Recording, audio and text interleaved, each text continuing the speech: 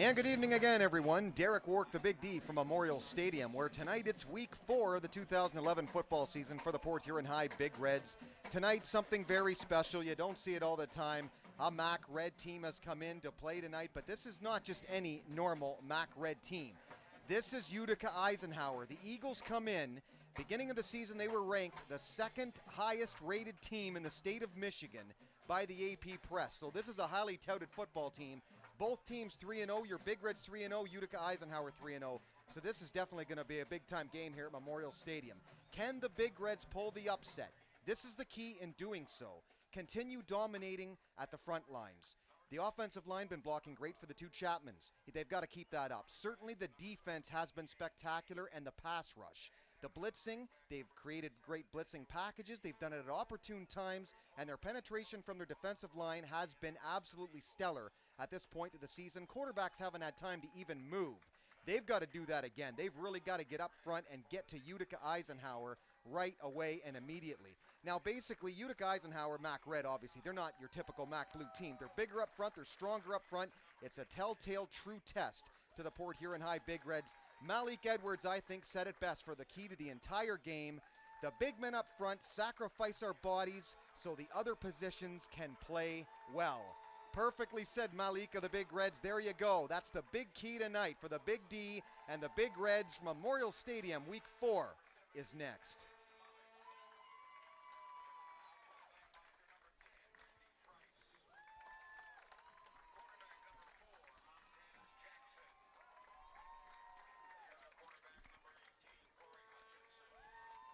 Sure, the Port Huron High Big Reds are 3-0, and Port Huron, we absolutely love it.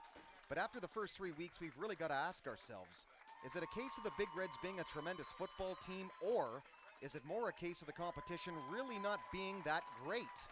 Well, that certainly will be answered tonight as the top-rated team in the MAC, Utica Eisenhower, comes to Memorial Stadium to challenge our Big Reds to see which of these two teams can indeed capture 4-0 supremacy. That's right, folks.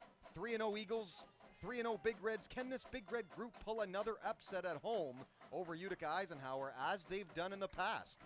Maybe, but one way or another, we're about to find out just how talented our Big Reds really are. And a measuring stick game like this one, trust me, folks, all our questions are about to be answered. Derek Wark, the Big D again, CPHS Channel 6, and welcome from Memorial Stadium, the beautiful Memorial Stadium. We don't see this too often. A team this highly touted. Now, Utica Eisenhower, obviously, they've been here before, and they're usually a great team, great depth, great size, great speed. You name it, they've got it this year. And certainly one of the big named teams in the MAC Red this year. And when you talk MAC Red and you say, that's a highly touted team in the MAC Red, then you talk about the whole state of Michigan. They are highly rated. They're a top 10 football team. This is not only a true test for the Big Reds, but this is the measuring stick game. This is the game you can look back and say, how good are we really in the early going? Is that 3-0 for real? And trust me when I say this, you're at home. You've got the whole city of Port Huron behind you. All the pressure is on Utica Eisenhower in this football game. They've got to win this. It's a matter of pride for them. Otherwise, it's considered a huge upset. So the Big Reds have absolutely nothing to lose. But again, here's the big key. You have to hang around. You've got to be in the game, one possession, keep it that way in the third, late in the fourth. If you are still in the football game, bingo. That's when Utica Eisenhower starts to feel stressed, pressured, and all the pressure in the world on them because they don't want to leave knowing the upset happens. So Big Reds, nothing to lose. You got to love this game if you're in their shoes. Great measuring stick game once again, 3-0. Can the upset happen? Well, we're about to find out. Just about to get underway. 15, Brandon Huntoon ready to kick this one off, as demonstrated in previous weeks. A very good leg in his own right. Here we go, and let's get nasty. Port Huron to start off this one. We are underway from Memorial Stadium. Kick taken at the 8, quickly 10, 15, hurried up 20, and leveled at the 20, downed immediately. 10 got him, Randy Trice for the Big Reds. Well, the highly rated Utica Eisenhower Eagles, 3-0 in the season, as you'd expect. They come marching out tonight. Last season, 10-2 overall, and a 4-1 in the MAC Red record. They lost out in the playoffs, of course, in the regional final. You can pretty well all but know that with the 10-2 record. Came into the season again, the number 2 ranked team in the AP Press Division 1 state poll, and they've done nothing to disappoint thus far at 3-0. In fact, some writers had them listed as the number 1 overall team in the MAC. Give far left side, jumped in a hurry, and I got him. Roll Botham on the tackle. That's what I'm talking about. Can the linebackers get up there in a hurry? Can they get past the line? Defensive line getting penetration, linebackers getting by that and getting to the tailback, and that's exactly what happened there. A great tackle, Tyler Roll Botham.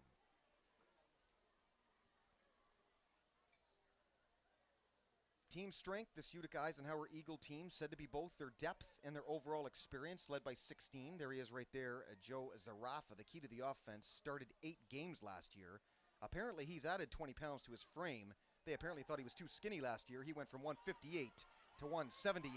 Excellent immediate pursuit for Montez Jackson. Voltaggio, the reception. That's perfect pursuit, and that's immediate too. You get him, you wrap him up, you show speed to get there. That's a loss of a 1 yard, actually. 3rd and 11 from the 19. So far, so good for the Big Reds, showing good speed all over the place. I mentioned it a couple of weeks ago. In my opinion, this Big Red team is not a MAC blue. They're a MAC white. And I think eventually they'll move there. But anyway, shotgun look again. Zarafa airing this one out deep. Far sideline and overthrows. Antenna receiver out there, number 85. And that is Drew Kular. And they're going to have to punt. So very impressive opening. Defensive stand by the Big Reds. Exactly what the doctor ordered. Get the ball to the Chapmans in the early going. Keep Utica Eisenhower and their highly rated offense off the football field. So far, so good. Winslow Chapman back to return this punt. Standing inside his own 46-yard line. To punt for the Utica Eisenhower Eagles, Joe Zarafa, also the quarterback, as mentioned. From his own 5, steps up 7. High punt. Chapman will not return it.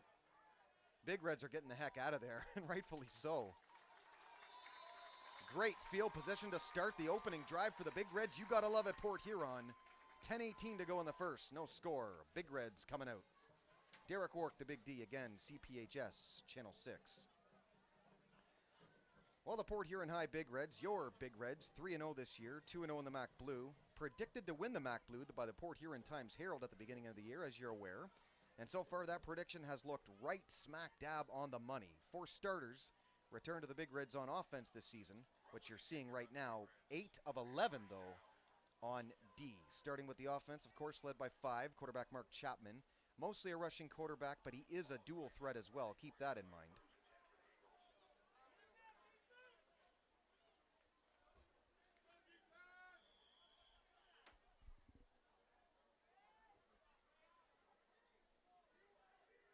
Utica Eisenhower, Joe Zarafa. Immediate give and tripped up, brought down. Smolik. Alex. Excellent linebacker. Got speed, got size. And this doesn't happen to me a whole lot up here. But that's kind of a drawback of being alone. You don't always see what happened. Did a Big Red touch that football on the return? Must have. I was looking down at the time. How about that? Looking up some stats for you. I was looking up thinking, how does Utica have the football again? There you go. Anyway, shotgun, 2nd and 10. 34, Zarafa. Caught, flag first. Really, they could call this either way because the intended receiver there, number 84, Yusef Bujadar, looked like he bumped into Chapman. And really, that one could go either way, I think. More than likely going to be called against Chapman the way they're talking here. Pretty good defense, though. He was right there to make the play anyway. Again, Big Red, strength of the D up front. Last time I saw them was, of course, versus Sterling Heights. And let me tell you, what a pass rush. Led up front by tackle Alan Rapson, 37. Outside linebacker, 17, Alex Smolik. He's big. He's aggressive. Secondary led by safety. We just saw him. Number 3, Winslow Chapman. And number 4, Montez Jackson. A nice corner as we see pass interference called against, I believe, Winslow.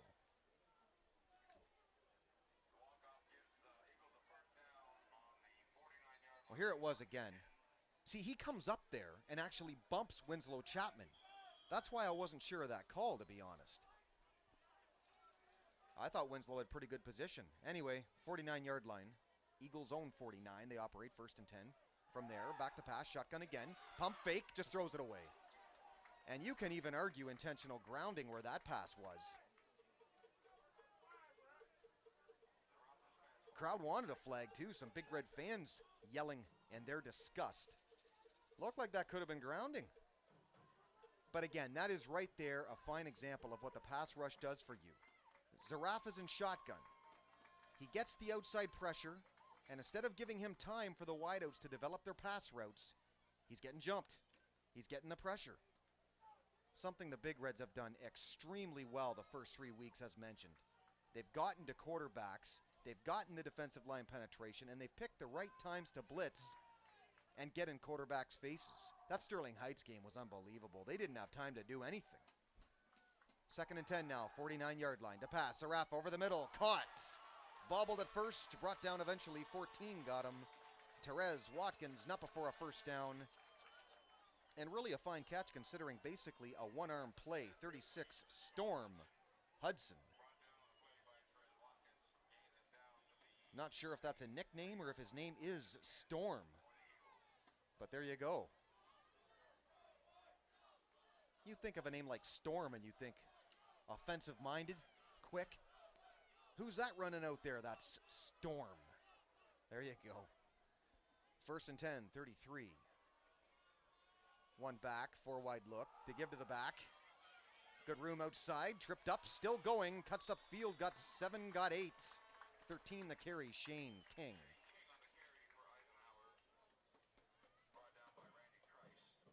Daniel Venditti, number 37, listed as a slot back, but they'll line him up at wideout and very dangerous. 25 as well, Alfonso Voltaggio, as we go down this list of Utica players. Another swing back player, also a wideout. Both Venditti and Voltaggio listed as 5'8", but very quick. 84, we've heard from him as well. Youssef Boujadar. 74 up front, John Bove, and 50, Ben Schultz lead the way up front for Utica Eisenhower. Shotgun look again, outside again. Venetti brought down again. Should be enough for a first down. Out past the 25 into the 21 of the Big Reds, and that's going to be a first down.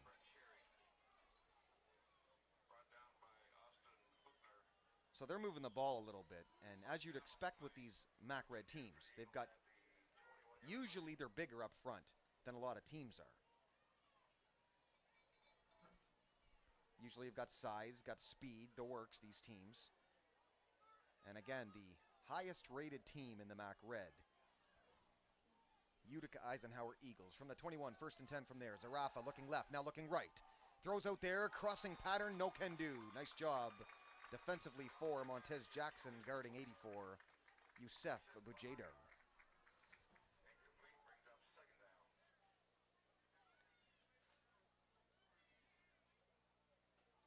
Pretty decent pass, really over the middle, in and out of his hands. And as they say, if you've got it in your hands, it's got to be caught.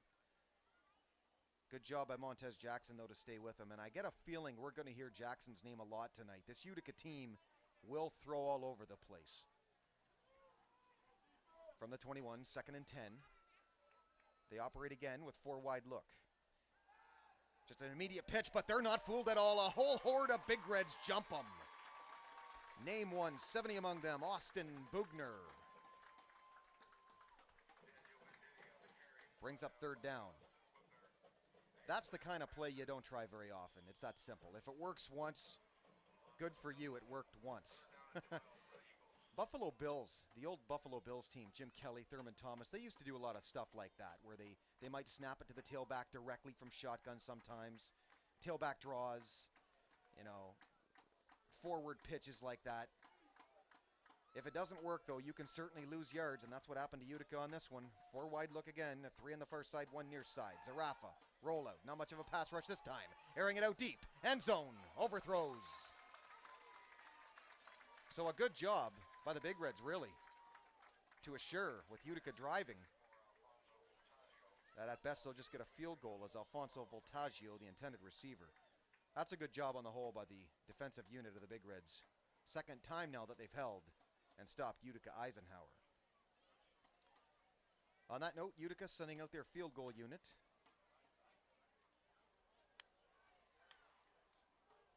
Daniel Goikaj set to kick this one from, I believe, the 31. This will be a 41-yard field goal attempt.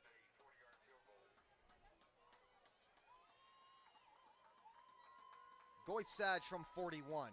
Up, and he's going to be wide left. The Big Reds have held again. That is something that Ryan Mullins, the head coach of the Big Reds, will absolutely love. Because Utica moved the ball a little bit.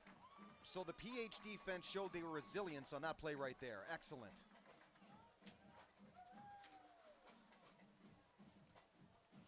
So very important in this game that the Big Reds play their game. They dictate the game. You don't sit back on Utica Eisenhower because they're Utica Eisenhower. You attack them. Because simply put, attacking teams is this Big Red football team. That's what they do. Shotgun, Mark Chapman. 1st and 10, ball 20. 7:04 to go in the first. Man in motion is Winslow. Fake to him. Chapman tries the keeper, not much. Schultz among tacklers, 37 as well. Daniel Venditti bringing up 2nd down.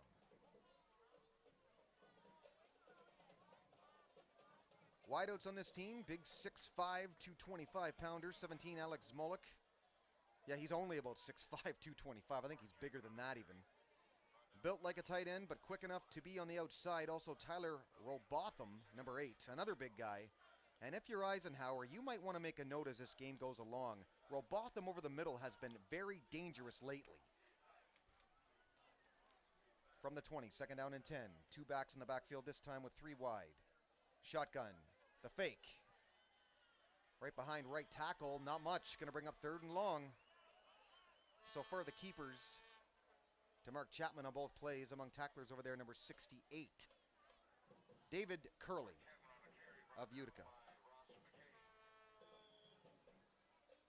The main running back in this offense, number 3, Winslow Chapman. Although Montez Jackson, number 4, will see some time. Winslow's big, strong. You have to make a note of where he's lining up at all times, really, because you forget about him. He's very dangerous in the past, but they've lined him up all over the place, so who knows? He's actually back there right now.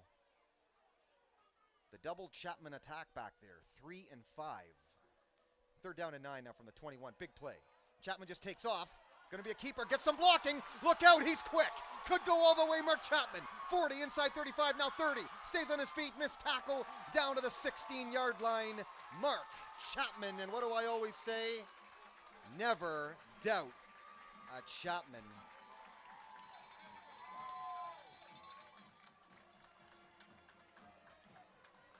Again, for him, up front is where it starts. If he gets the hole, then it's all about outside blocking. A perfect block was given there by a Big Red wideout, and I didn't really pick up the name, but I'll tell you something. It was done perfectly, and he just ran right through it. And you give a guy with speed that much time, he's going to eat you. There it is right there.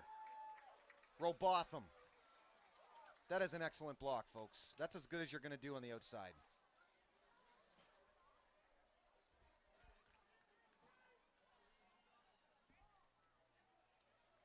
.5:22 now in the first.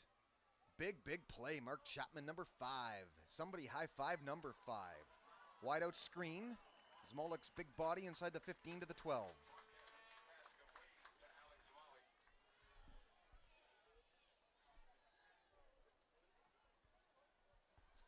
Well, 17 is just a great player.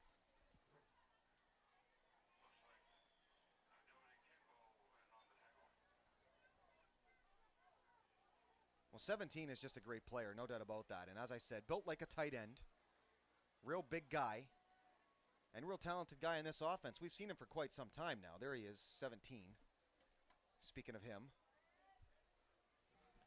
2nd down and 6. What a great play from the Big Reds, and Mark Chapman coming off 2 strong defensive stands. Opening drive, Big Reds, if you're wondering.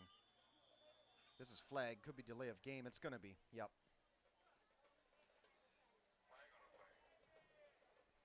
Well, defensively, Utica Eisenhower, 81, Dominic DiClemente up front, 50 as well, Ben Schultz. Big linemen both ways for the Eagles. Linebackers led by Daniel Vendetti, 37. Secondary, a very talented one, Alfonso Voltaggio, 25. They say he's a great cover corner and big play threat. Speaking of a big play threat, there's one on the camera. It's the Ox, Sean Went. And he wasn't there last week. He wasn't there in week 2 when Sterling Heights was here. Prior engagements, we'll call them. Second down, 11. Chapman, the keeper, inside. 15, down to the 11.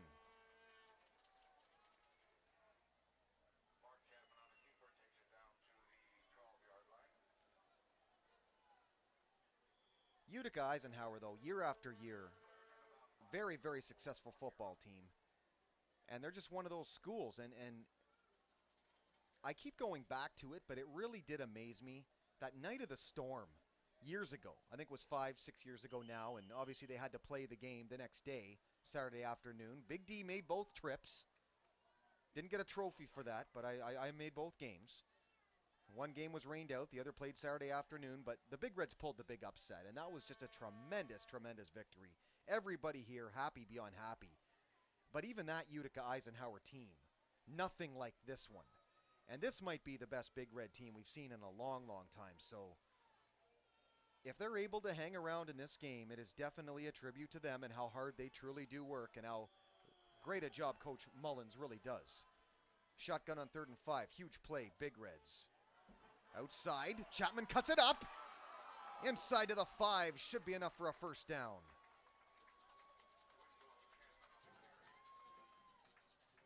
That's one of those plays there, when you run it east-west like that and you're getting around the offensive line, you need time for that to develop. And then it's up to the tailback on when he cuts it and how hard he cuts it, really. Around the left side that time. Channel 6, always bringing out the best in cameramen and camera women. There you go.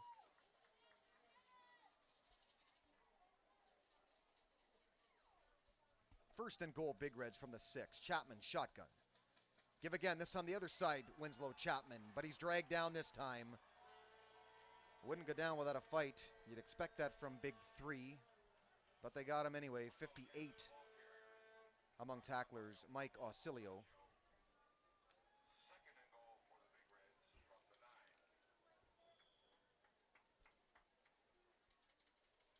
Brings up 2nd and 9, lost 3 on that one. There you see the scoreboard, 2:52 to go in the first and no score. But Big Reds knocking on the Utica Eisenhower door after the missed 41-yard field goal a moment ago. At this level, too, it really says something about coaches and how much faith they have in a kicker when you're sent out to kick a 41-yard field goal anyway because of the field goal and the field position that you would give up if you miss. So, man, what a big play that Chapman run looks like right now as the timeout on the field. 2:35 ticks to go in the first. No score, Memorial Stadium, Big Reds in the red zone. Derek Wark, the Big D, CPHS, Channel 6. As we see the Utica Eisenhower, not really going to call them band, we'll call them percussion group. There you go. As we look once again at that last play.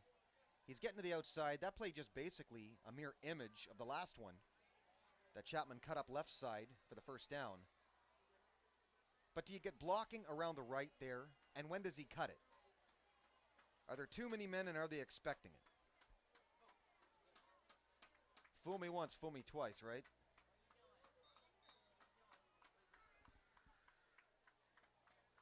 But a few of the athletes defensively, it's a lot easier to adjust to the same play over and over again. But you get the play call. Worked once for Winslow, try it again to Winslow. Special hello, too. Got to go out to the people down there working the concession booth tonight. Yeah, they do a great job down there. So special hello to them. They've got the broadcast going here. The Big D and CPHS Channel 6. Airing this one out is Chapman. That's excellent coverage, though. Because while you're on the run, you see the pass. And because you're there, you automatically force 8 to the outside. And again, he's playing the sideline. 3rd and goal now from the 8. The Big Reds have overcome quite a few third down plays on this drive, and, well, they've got to do it again now, can they? We shall see. They've all been big plays and overcome by the Big Reds.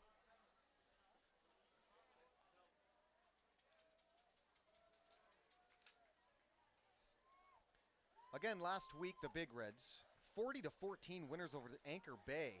A nice Mac Blue division win. They're smoking the Mac Blue this year thus far. Here we go, 3rd and goal from the 8. Chapman tries to keep it. Spin move, nice job, but he can't get forward for enough yardage. Down to the 6, maybe the 7, and that'll bring up 4th down. Well, last week the Chapmans, Winslow and Mark, great games as always, combining for 194 rushing yards together, and interestingly enough, 191 of those came in the first half alone. You're telling me the two of them got 3 total yards in the second, but 191 in the first. There you go. Apparently they each only had 1 carry in the second, and that was that. More ride the pine time for them, which is usually a good thing for the Big Reds because it means they're doing the job winning. Brandon Huntoon ready to kick this one. 24-yarder. Snap, placed down, Huntoon ready. Too much pressure on the kick. Well, they fall down on the ball. And Utica Eisenhower, tremendous special teams play. This is how they've been winning in the Mac Red. Last week, a blocked punt, I believe, a fumble recovery as well, and both were touchdowns. So they are no stranger to big special teams play, and there's one right there. So both teams missing field goal opportunities, still 0-0 with 1:32 to go in the first quarter. Derek Work, the Big D, CPHS, Channel 6. Again, talking about last week and that big Anchor Bay win. Big Reds, a big win over Anchor Bay, 40-14 last week. Total yardage here in a minute as we see 13 on the carry. Pushed outside Shane King, not much. Big Reds, 167 total yards, 96 of those on the ground last week. But the Big Reds have really established themselves, I think, on opening drives of games recently. They had it here a minute ago, they failed to score, but last week, no exception, going 76 yards, 5 plays, opening drive. All of them on the ground, ending with a 12-yard TD scamper by, who else? Mark Chapman. There you go.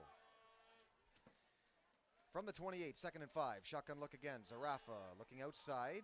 Pump fake. Now the other side. Zmalik just going to follow him out of bounds after a gain of about half the distance. Brings up 2nd and a short 5. At one point in that game last week, the Big Reds 28 straight points, and they led 34-7 at the half.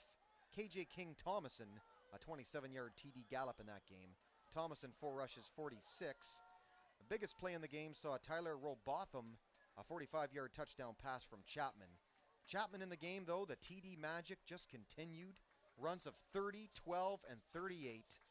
The first 3 weeks, his long rushing touchdowns have really been the story, but all told, Chapman 9 for 116 on the night and 3 rushing touchdowns. Here we are again.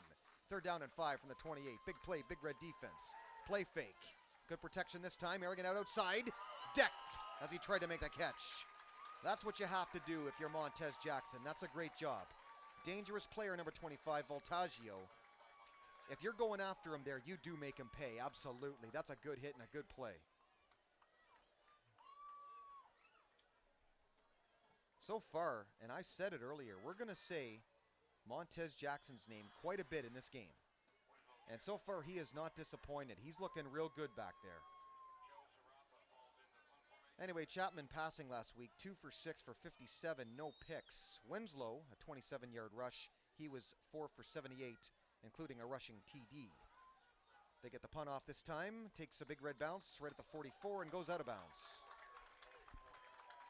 And that's where the Big Reds will get it on their second drive of the game. Still no score, 1:08 to go in the first. And the biggest single story, I think, besides Mark Chapman in those first 3 weeks, not only are the Big Reds getting great rushing yards, but mainly they're getting the rushing yards and touchdowns on them. Really the king offense of big plays.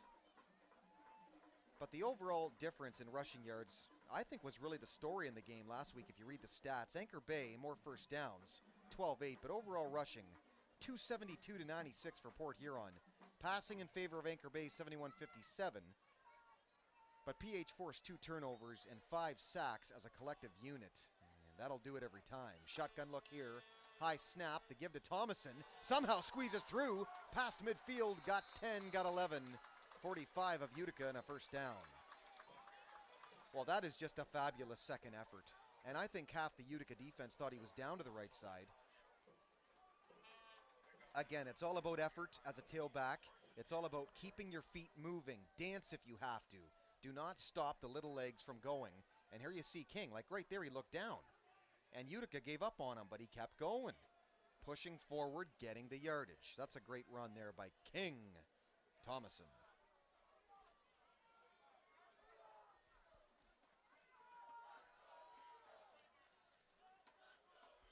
First and 10 from the 45. Final 35 seconds of the first. Chapman thought about passing. Now he's going to do a QB keeper. Kind of jumps upfield. Maybe a couple.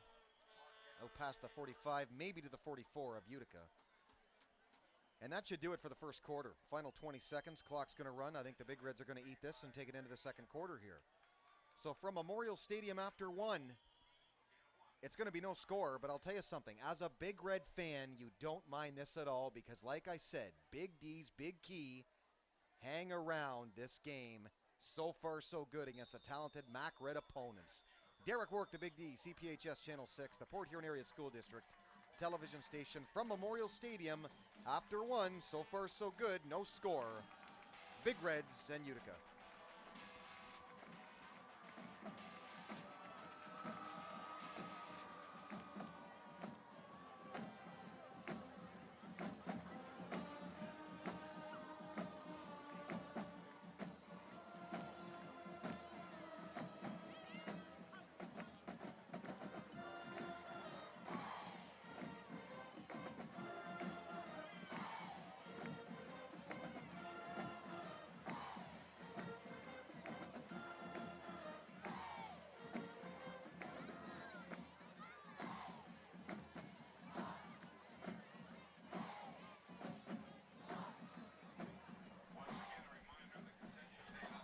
Welcome back to the second quarter.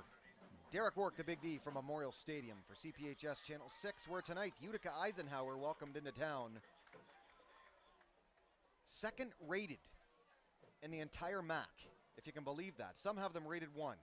Big Reds so far neck and neck with them, no score. Second quarter about to commence.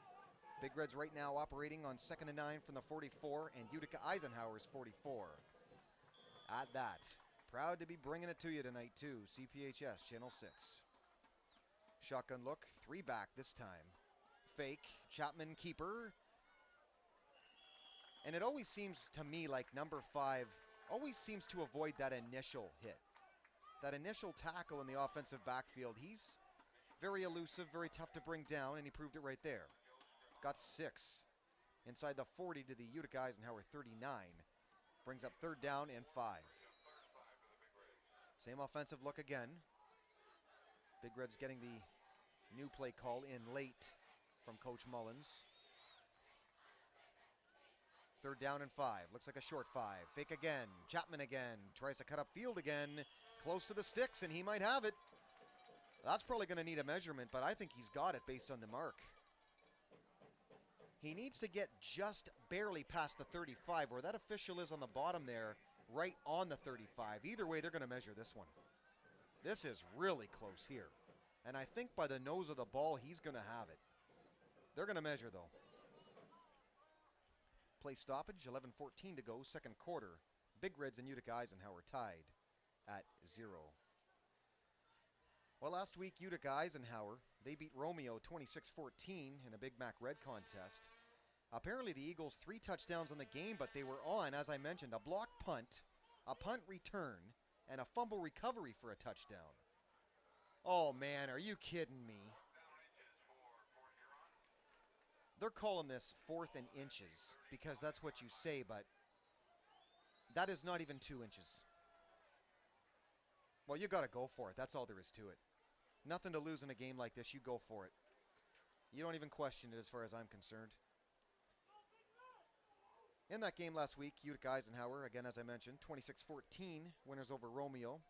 Voltaggio, 2 of the scores, a block punt and a fumble return touchdown for him. Here you see it. He's got to get to the 35, depending on where they mark him when he falls. Because his knees weren't down before he fell. It was elbows first there, so. But man, where that stick across the sideline is standing, and where they mark the ball, it looks to me like the ball is over with enough. I don't know sometimes how they do this. I really don't. Huge play. Chapman trying to draw them offside with a hard count. Can't get them. Again, Zafera real quickly here. 9 for 16, 70 yards, 2 picks last week for Utica. Short. Chapman got it. And a ton more. Busts off tackle hard inside the 30 to the 26. First down, Chapman. First down, Big Reds.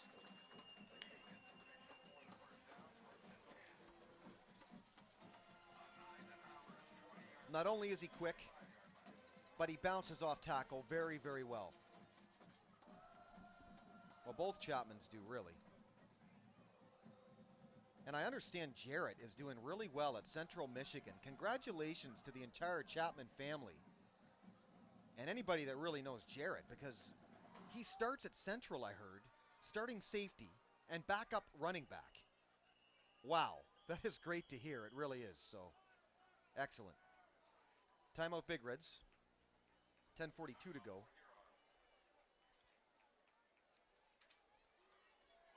Turnover battle going into tonight. We knew that was very key because that's really how both teams have won their games thus far. Turnovers, field position, and special teams, which set up the points that you get from that great field position. But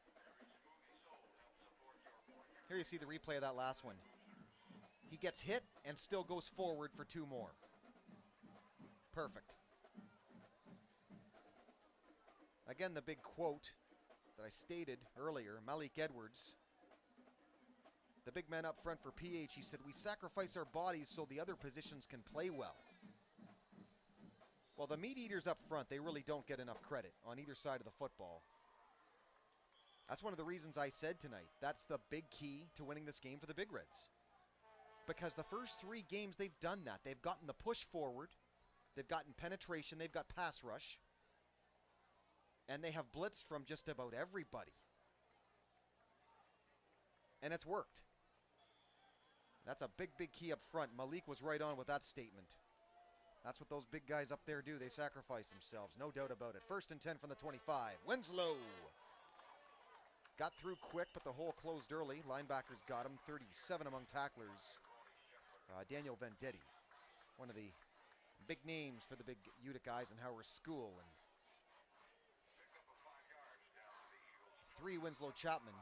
Jumped the hole quick, got 5. You talk about what a difference a year makes. Man, 365 ago, folks. Big Reds were 1-3 at this stage.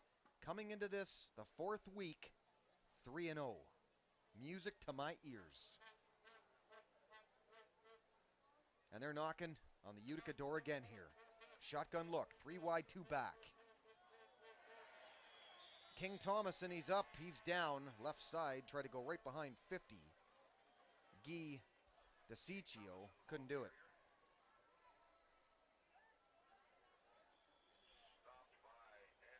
Yet another big, crucial 3rd down play here. But man, great job thus far by the Big Red defense. They have done everything that Coach Mullins could possibly ask for and more.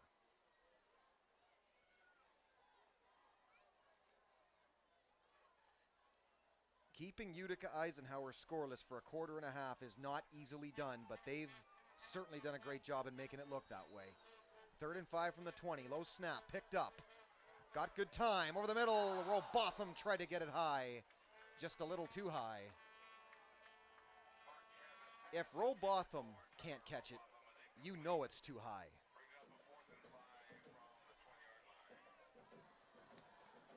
Fourth down, decision time for Ryan Mullins. Does he bring out 15, Brandon Huntoon, for the possible field goal try? It doesn't look that way. Chapman's re-entering the game again, so they're going to go for it. and the biggest single play of the first half thus far. Fans fairly quiet right now. Special thanks, by the way, to the folks down in the truck tonight for the heater up here. Last week, my only fan. Tonight, a heater. Low snap. It's going to be a halfback toss. Winslow Chapman, but instead they get to him, and he's just going to go down. Pick one, number 50. Ben Schulte. 81 as well, Dominic DiClemente. And a turnover on downs. But you like the play call because it's something different. It shows Utica another side to this game. Wonder how disappointed Winslow is that he didn't get a chance to throw that ball either. That's something to talk about after the game. Halfbacks throwing the ball. Obviously they don't do that very often. From the 32, it's 1st and 10. Zarafa, the give. Good yardage this time. Shane King, look out. Stutter stepping his way to the 40 out of bounds, 39.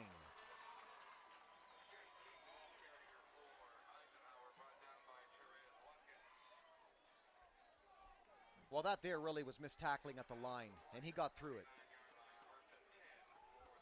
Again, very, very difficult to keep a team like this off the scoreboard for long. That's why when you have them in the red zone, you've got to put up the points. Here you see he just gets through, but there's Big Red standing around. And then he avoids a couple tackles there. Like, those have to be made. Good move there on Montez. And then 14 stayed with him. A good job by Therese Watkins, but not before a big, big gain for King. Under 9 minutes to go. Second quarter and first half. 1st and 10, 39 of the Big Reds. Utica Eisenhower operating on. Standing at his 45. Shotgun. Zarafa. Nowhere to go. He's sacked. 37 among them. Alan Rapson with the quarterback sack. Those Big Reds, they get more sacks than a potato farmer, and there's one. There's a guy who would agree. Nice watch. Just picked that one up just before we switched off. But yeah, is that a Rolex? I don't know. Didn't see it that close. A little too expensive for the Big D, them Rolexes.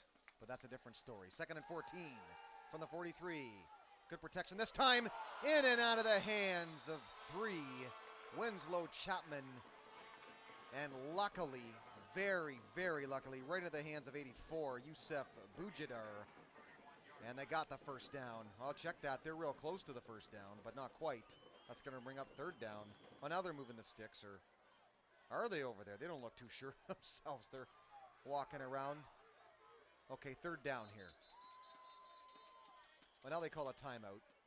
I believe it's going to be an official's timeout because, like I was saying, those chain guys, they didn't really know what they were doing there by the looks of things. While Winslow would love to have that one back. You talk about perfect positioning. He was there. Right where Zarafa threw the football. He wants that one back bad, I'll tell you. 3rd down and a long 2 from the 31. Can the Big Red D hold again? Zarafa, immediate give. They come up right away, but the second effort's going to get the first down. Diving forward. Carrying tacklers with him. And that's a first down. So Utica really did dodge a bullet there with the potential interception by Winslow. And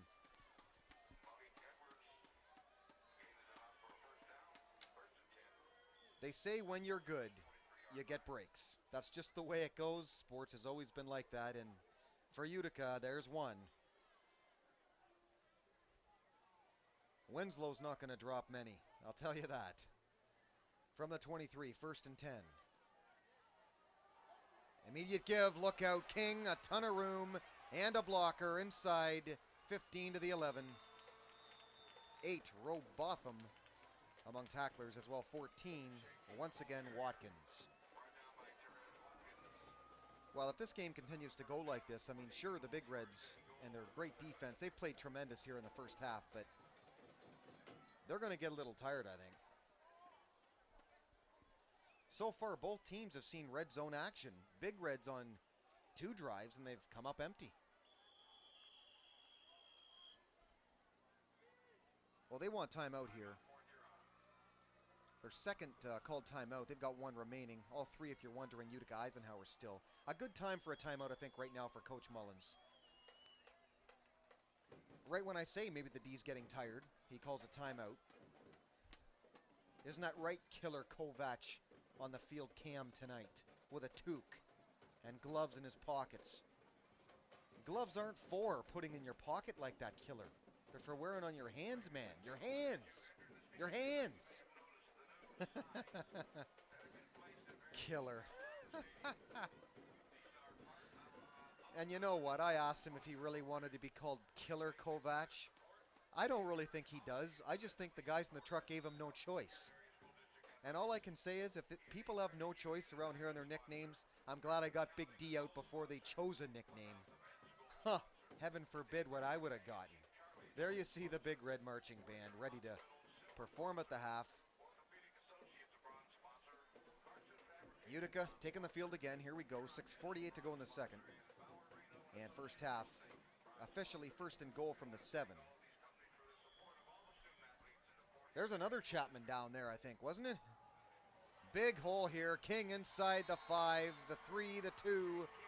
Touchdown, Utica Eisenhower. He had a real impressive drive there. And I actually didn't have him listed as the true blue starting tailback on this football team. But make no mistake about it, out of who I've seen so far, this Shane King, number 13, he's certainly got some skills. 5'11", 175-pound junior.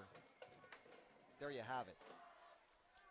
If you're the Big Reds right now, very important that you do not hang your head, though, because you're in this football game. Extra point try. Ton of leg. Off the scoreboard. Huh. Probably about 30 more feet than he needed, but there you have it. 7-0 Utica Eisenhower. Plenty of time, though, if you're the Big Reds and you're not in panic state. 6:44 to go in the second. Derek Work, the Big D. I like it when you call me the Big D, because being big is a state of mind.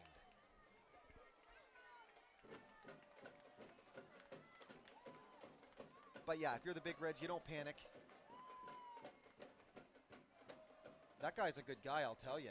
Did he find a second football up there? He did. There's other kickers aiming for the roof, apparently. Is he getting in trouble for throwing that first one over, I wonder? Oh, there you go. But yeah, that kick right there a minute ago, that was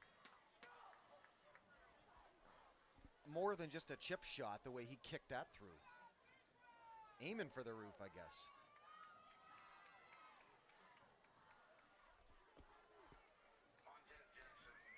Jackson back to return this one. Winslow Chapman as well.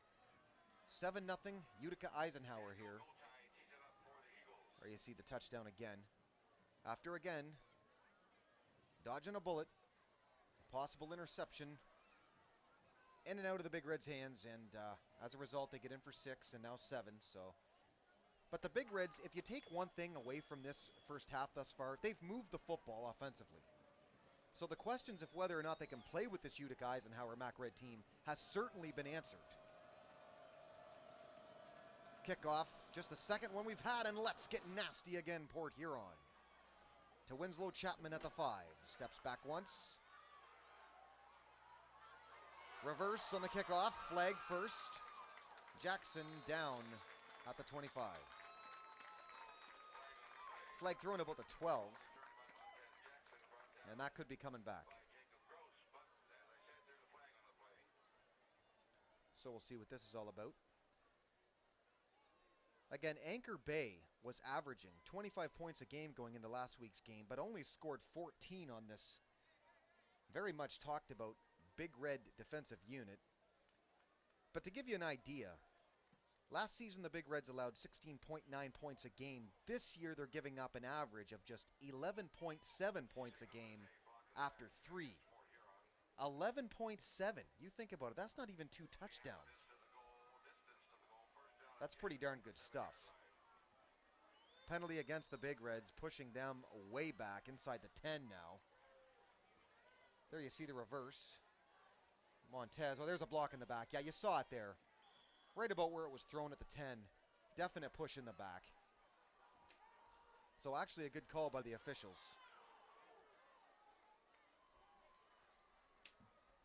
From the 7, 1st and 10. Big Red's a long way to go. The keeper, Mark Chapman, gets forward. Probably 6, maybe 7. Up to about the 12.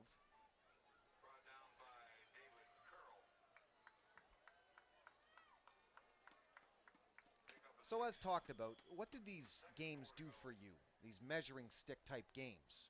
Nice, whatever the heck you call those.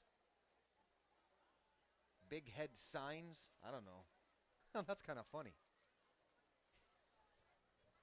They've got a big following over there too, I tell you. As far as visiting teams go, they've got a good crowd, Utica Eisenhower. But again, it's a football high school. Excellent community. Immediate give. Chapman outside. Tripped up. Slowed his momentum. And he's downed as he goes forward for maybe 2 more. That right there is an excellent example, though, of if you have a player by the legs, he's going nowhere if you slow down the momentum. You're always going to get help. It's a matter of do you slow him down if you can't make the initial tackle.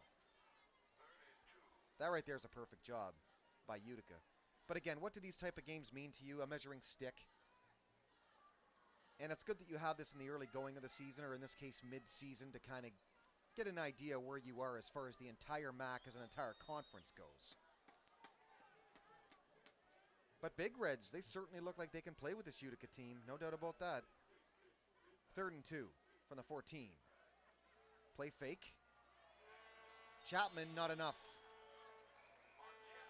Needed a long 2. Got, I think, a short 1.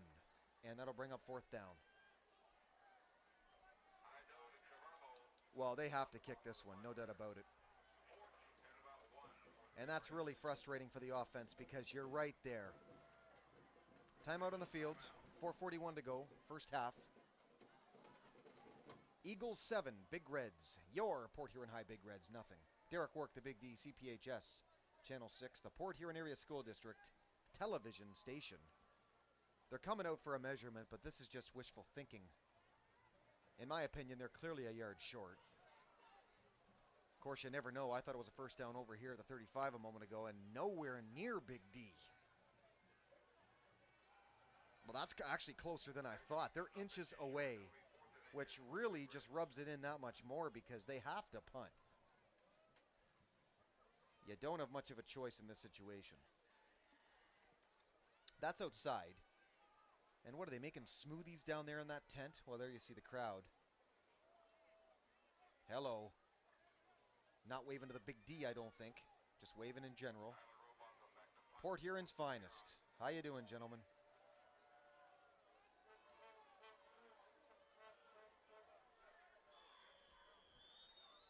So on this 4th down, Robotham gonna punt, standing at his own 3.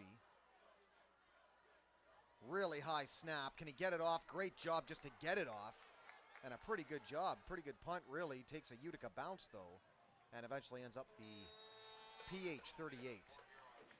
So the Eagles, excellent field position to work with. They've got all 3 timeouts. 4:27, plenty of time, and they're up 7. 7-0.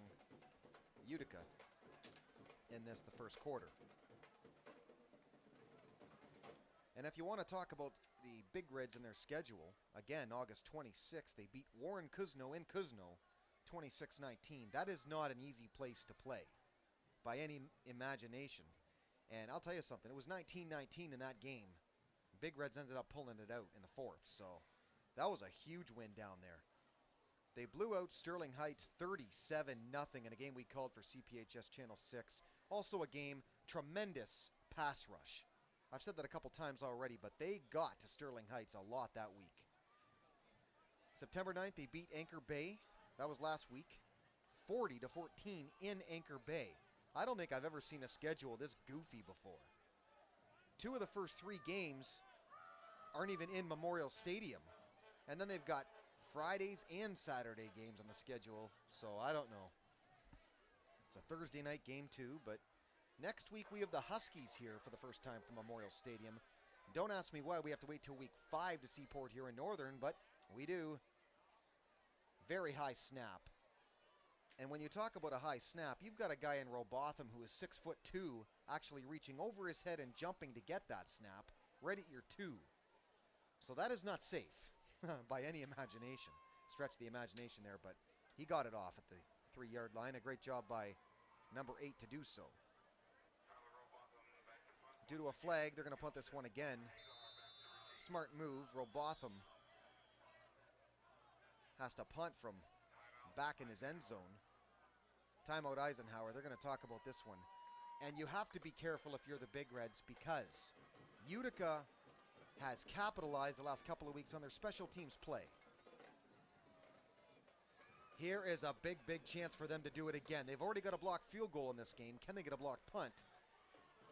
Very important that Robotham gets this punt off, but after that last snap, the snap here is very important. That is a happy, happy baby. Not that gentleman there. There's one of the Chapmans down there. He's not a happy, happy baby. He's just a happy guy in general. And proud of his family, and rightfully so. He used to be a student for Channel 6, I believe. Either that or he just hung out in the van a lot. One or the other. There's a lot of people like that. He was always down there. Always a guy joking, though. You know what I mean? And he's bragging down there about Jarrett. Why not? He's earned it. Here we go. The punt now. Deep in the end zone. Robotham. Another high snap, but he got it. This is a good punt this time. Way back. 50. Rolls forward and he leaves it. The 48-yard line is where Montez Jackson downs it. That's a great job by Robotham. That punt is right around 50 even, folks. A great tally at this level. Simply put, 8, that was great.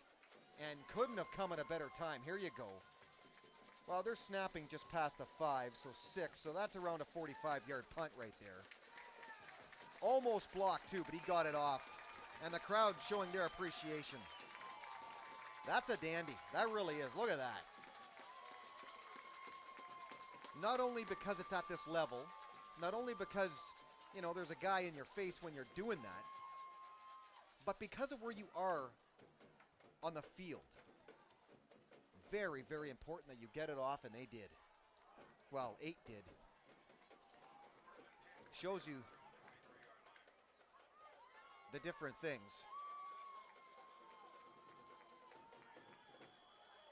that teams can do. 1st and 10 from the 23. The give, straight up, straight down.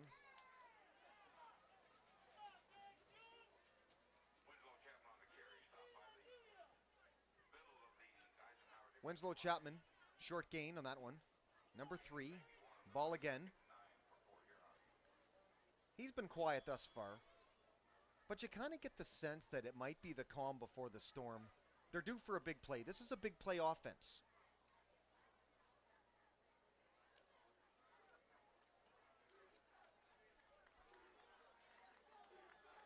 .340 left in the second.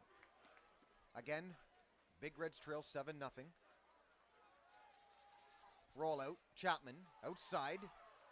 Robotham caught, not much. And a whole horde of tacklers eventually bring him down. You can pick one for Utica. 21, Edode Karobo among them. 81 as well, Dominic DiClemente.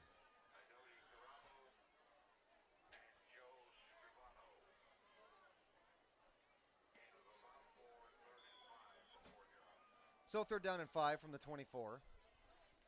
3 minutes to go in the second. Big Reds, they're in the game, and that is really all you can ask for at this stage. And there I am, up here in the booth. But that's what it's all about. Again, can you stay in this football game against a Mac Red team who they say is superior competition? So far, I'm not saying that. No way. Great job, Big Reds. Keep the defense up. From the 27, 3rd and 5. Outside, caught. Winslow. Great second effort. Gets past the sticks and a first down to the 36. And I just called it, okay? There's a guy they've got to get the ball to. That's obvious. But that shows you right there. You don't quit. You keep going. You're not down till they tackle you down. And here you see the replay. Shotgun again, as usual for Chapman. Chapman to Chapman, and then look at this second effort. The knee was not down. How about that one, folks? That's a great job. That really is almost like a little pinball. Although not too many people call number 3 Winslow Chapman little. It's all about the second effort. 1:56 to go. Play whistle dead immediately. And I think it's delay of game again.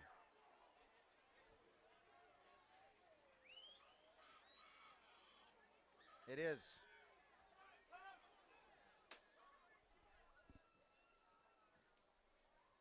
So that's something they're definitely gotta fix at halftime.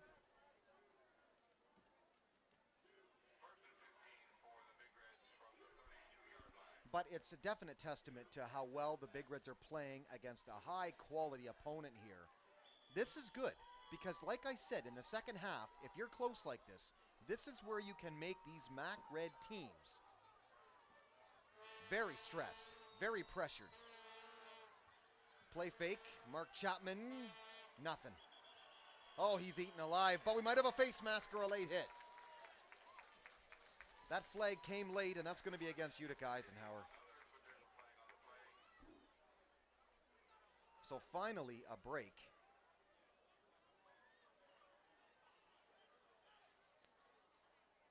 Well, Mark Chapman yelling, I think, at his own team there.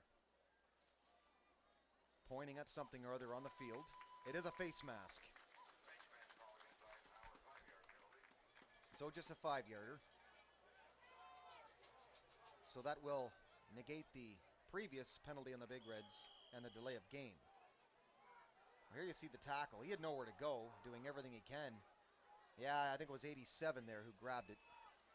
87 being Joe Scrivano. From the 35, 1st and 10. 1:28 to go in the first half. Chapman to the outside.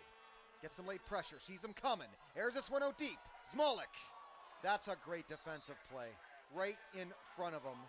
21, Idode Karobo. That, folks, right there is as good of defense as you can play if you don't intercept the ball. Directly in front of Zmolik, and believe me, that is very dangerous. And it wasn't really that badly a thrown football. That's a good job by Mark Chapman there, really. Under pressure, he sees it coming, there you see. Airs it out.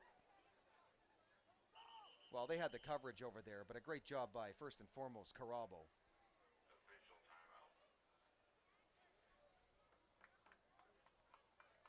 So 1:19 to go in the first half of play. Again, Derek Work, the Big D, CPHS Channel 6. And summarizing this first half, back and forth, really. Not a lot of scoring. There you see the score, 7-0 Utica Eisenhower. Big Reds have moved the football, though. That score is not really an indication of how this game has gone. Because the Big Reds have moved the football. They've been in the red zone twice. They could very easily have 14 points right now. A blocked field goal as well by Utica Eisenhower. They also missed a field goal. So there could be a lot more scoring in this game than just 7-0. But if you're the Big Reds, other than your failures in the red zone, you can't really fault them, especially the way the defense has played. They've played a great game in the first half. But you can't fault the way they've played as a team because they're in this game. And in a measuring stick game like this, with a MAC Red football team and what, second in state, first in state, they're right up there. A promising thing to take into halftime. And if you make some adjustments, come out flying, who knows, right?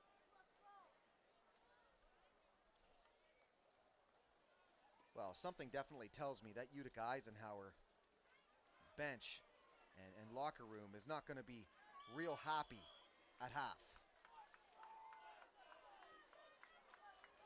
Can the Big Reds grow on this? They're only down 7. They've got no timeouts, by the way, with just 1:17 left to go. They keep running it nonetheless. Winslow, good feet, good moves, got 7. But more importantly, if you're Utica, really, you give that to them for the rest of the time because it keeps the clock rolling. And now they're down to under a minute here. They've got to hurry up. They cannot stop the clock. And they are very, very slow right now to get this play off. Very slow. Forgive me for not understanding this, but I don't. 39 seconds now. They let a lot of this clock tick. Chapman, and they can't stop the clock. So they may just be happy and content to take this 7-0 lead for Utica and go into the half. It looks like that's what they're going to do because they are not in hurry up at all here. But again, it is still a good first half, even if you are content with nothing on the scoreboard, because it's Eisenhower. Well, this will stop the clock. If you're a coach at Utica, you don't like that at all, because not just did he jump offside, which you never like, but he stopped the clock. Oh, that's crucial there. The crowd loves that, of course. That gives another free play. Of all times, you do not jump offside. That one is inexcusable. Clock is now running. 8 seconds, now 7. This will be the last play of the first half. Chapman, is he going to go deep with it? He is. Airing it out deep sideline. Alex Molick, and it's overthrown. Zeros on the clock, and that's going to do it for the first half. From Memorial Stadium, Big Reds trailing, but hey, they're in the game, and that, folks, is all that counts. 7-0, Utica Eisenhower over your Big Reds after one half complete. Derek Work, the Big D, CPHS, Channel 6.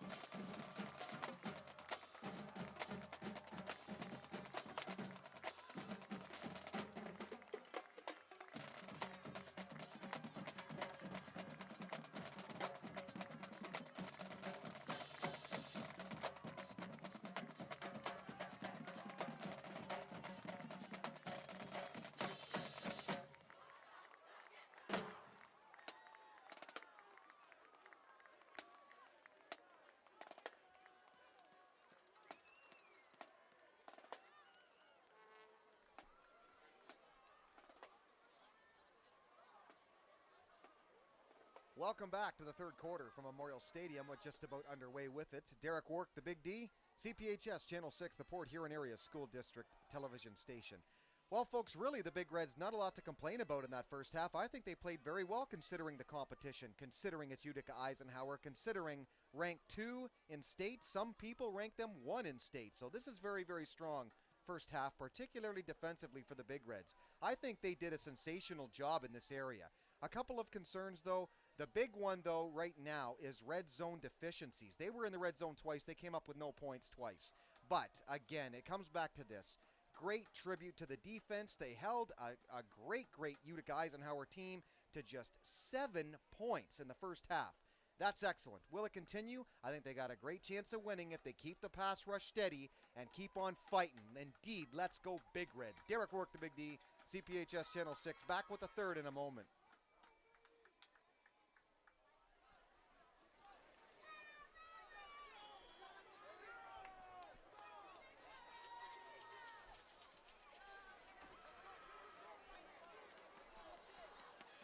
And just about to get underway with the third quarter. Big Reds are going to get the ball first, and they're going to like that fact. Trailing by just 7. 7-0. They had nothing to show for it offensively. Red zone deficiencies, as I just mentioned, that's a big thing, a big reason for that fact. But, again, only trailing by 7. That's the most important thing right now is you look up at that scoreboard. It's only a one-possession game, and I said it. If they hang around, it's just about hanging around with this team, then all the pressure is put on them because they're supposed to win this game. Big Reds are not. So Utica Eisenhower has everything to lose from that point. Let's get nasty, Port Huron. Here we go. Third quarter underway. Derek Wark, the Big D. Stepping into the end zone is 18 on the touchback, Corey Hutchinson. And that's where the Big Reds will begin their opening drive. And they would like nothing more than to eat up a lot of clock and go right down the field. Trouble is, not really an offense built that way. They're built for the big play. That's how it's been all season thus far. So that's what they're used to. If you're wondering, Mark Chapman, a pretty good first half. He had that one big play early on in the first quarter, but they couldn't capitalize on first and goal. Utica Eisenhower, all season long thus far, has been capitalizing themselves on unique special teams opportunities. And again, in this one, a blocked field goal try. As Huntoon tried early to hit, I believe, a 31-yarder, but it was blocked. So Utica doing the job on special teams again. Mark Chapman, outside right, not much. Got 3, maybe 4 tops, brings up second down. All you got to do, though, if you're the Big Reds, I can't stress this enough, just hang around in this game. It doesn't matter what you win by, it's if you win. I don't care if it's the ugliest of ugly victories. You win, you win. That's all there is to it. And they've got a chance right now, and that is all you can ask for. But they've got to put up some points. Utica Eisenhower, they're not shocking the world here with their strong defensive play. But you got to get some kind of a flow, some kind of a tempo going offensively. Mark Chapman to Winslow, nothing. 37, Venditti. 50 among tacklers, Ben Schulte. I tell you, this Schulte defensively, he's a senior, 5'11", 195 for Utica. He's been all over the place tonight. Making tackle here, making tackle there. I told you all about him beginning of the broadcast, and he's one of the reasons why Utica making great tackles all over the field tonight. This is a big play for the Big Red offense. Coming right out of the half. Moving the sticks a few times wouldn't hurt. 3rd down and 6 officially from the 24. Chapman to pass, shotgun. Screen look, develops late. Got it, 1st down, Big Reds.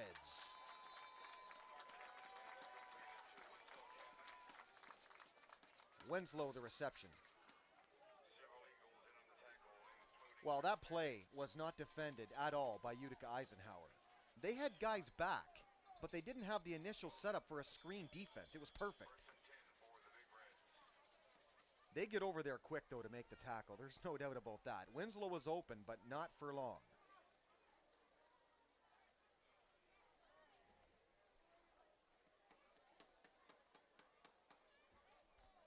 From the 33, 1st and 10. 10 to go even. 3rd quarter. KJ Thomason, nothing. Pushed back by, well, half their team, really. 81 among them, or at least he's over there, Dominic DiClemente.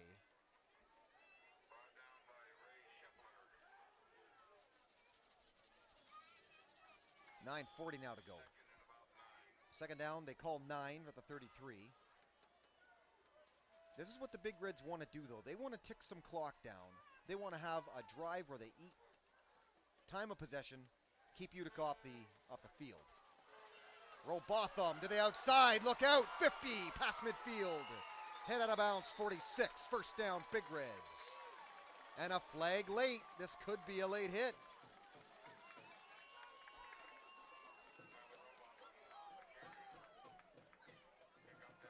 That was one of those plays where Robotham just caught it in the flat. And I think Utica thought, okay, you're going to make the tackle. No, you are. And then you underestimate his speed because he's so big. Gets to the outside, boom, there's 15, there's 20, there's 25.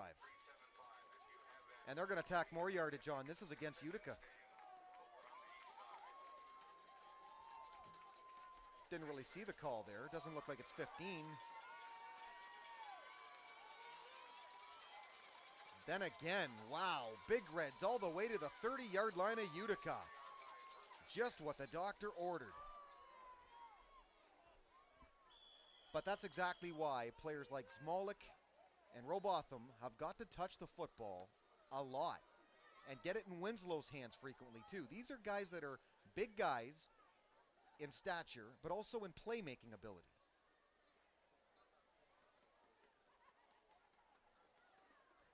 I know your offense is run first, but these are players that just have to have the ball in their hands for you to win football games that are this big.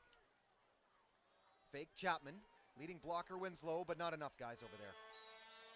There was not enough blocking for the 4 guys making the tackle. That's basically what it comes down to, a numbers game that time. Winslow cut behind right tackle to make that block.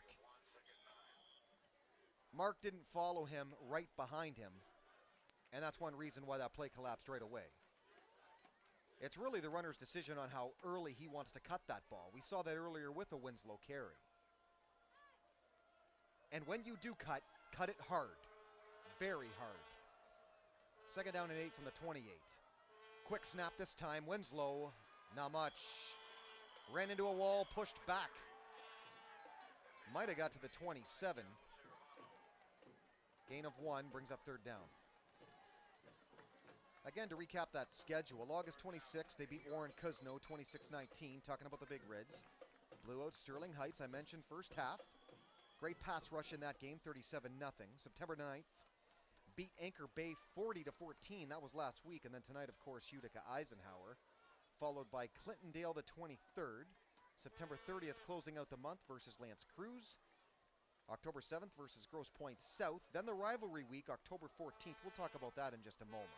Shotgun look again, 3rd and 8 from the 28. Chapman fake throw. Now QB keeper. Cuts up. Spin move. Close. I think he's got it. Oh, that is just a tremendous second effort by Mark Chapman. Yes, first down, Big Reds. He should have been stopped way back. But again, I said it earlier, you keep your feet moving, you dance, you spin, you juke. You have nothing to lose by doing that if you're being tackled anyway. And most of the time you get more yardage. A couple of runs tonight have been picture perfect for what it means to keep your feet moving at all times as a tailback. Shotgun. Again, give to Winslow again on first down, not much. Got inside the 20 and eventually to the 16. Actually, he might have got a long 3. And who gets up last from that pile? Big 68. David Curley for Utica Eisenhower. Great drive, Big Reds here. Just what I said you had to do. Keep the clock going, move the ball down the field, keep Utica off the field. You did it. Now you got to punch in for points. Can they finish? They have not finished yet in this game. 2 trips into the red zone, 0 for. Here's where they've got to get in. At all costs, I don't care how you do it. I don't care how pretty it looks. You got to get in. Play fake.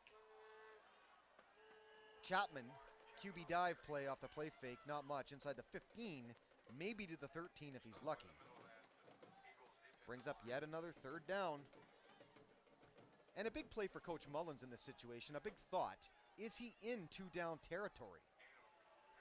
There's enough time right now that you think, well, it's too early for that, but it's an interesting call if they're 4th down. It really is. Would they call a chance to get some kicking points, or would they just say, heck, we're going for it? We'll see if it gets that far, but first, 3rd and 5 from the 14. Again, CPHS Channel 6, Port Huron Area School District, television station, Derek Wark, the Big D from Memorial Stadium, here in the 3rd quarter. 5 and 26 ticks to go in the 3rd. Chapman, keeper. Tries to bust up field quick, but it's not going to do it. I hate to say predictable, but if that's the play call, it's getting that way. And we now face 4th down. Lots and lots of Tiger hats nowadays. And actually, you folks are seeing the rebroadcast here of this game Monday or Tuesday night. This is the night, tonight, where the Detroit Tigers could clinch their first division title since 1987. I know that's not about football, but who cares? Detroit Tigers. It's been that long. Are you kidding? 24 years ago, they clinched over the Toronto Blue Jays. Wow. And here we go again, 2011. Timeout, by the way, in the game here. But yeah, I saw those Tiger hats, and I thought, I got to talk Tigers. And I'm wearing a Tiger hat tonight, as you're aware. Why? Because it's a big D. That's why. There you see the score, 4:41 in the 3rd, 7-0. Still Utica clinging to the lead, but how long, that's the question. Big Reds driving and back into the red zone where they failed a couple times in this game. But yeah, I'm amazed with a couple things of the Tigers this year. Verlander, 23 and 5. That is unheard of. Nuts. If he ends up with 5 losses, I mean, they're saying MVP. I have no problem with that because it's most valuable to your team, and he is, and that's why I would give it to him. Anyway, back to football and off the Tigers. Congratulations. I think tonight they're going to clinch. And there's a gentleman who may agree with me, but he might not. I don't know. He's doing the in-booth camera work, and quite a beard. Quite a beard.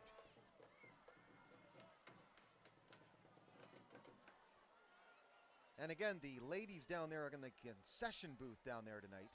Very happy to have the Big D and CPHS Channel 6 rocking them down there in the concession booth, doing a great job selling things. I figure if I kiss up enough to them, they'll bring me a coffee or something. Anyway, back to this one. 4th down and 5.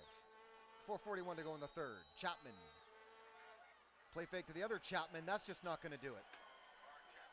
I am very surprised that that is the play they came up with off timeout. I am. I get the play action side of it, but are you really going to draw that many defenders when your last play was the same kind of QB keeper? Then you can argue, well, are they playing field position? But then you think, well, what would they have to lose then if they kick the field goal? Again, red zone deficiencies are going to haunt the Big Reds if they don't win this game tonight. That's 3 times inside the 20, and they can't do anything. And that right there is one reason, with no points on the scoreboard, why the defense has been sensational. But this is the first time Utica has seen the ball in this half. That was a long drive by the Big Reds. Almost 8 minutes on the clock. That's what I said they needed to do, but the Big D said they needed to score. But that's the recipe for success. You keep these highly rated teams off the football field. And they did that. They just didn't get anything for it. 1st and 10 from the 13. 4:28 to go in the third.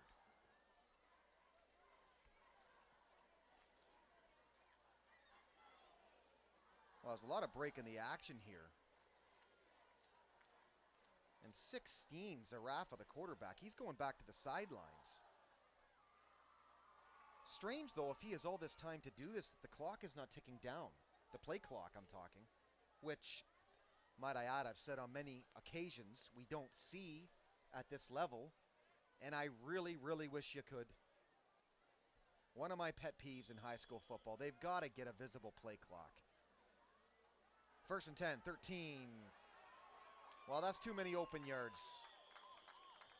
I mean, 37's running with that football there. Daniel Vendetti, and he's not touched until 12. Might I add, it's getting cold.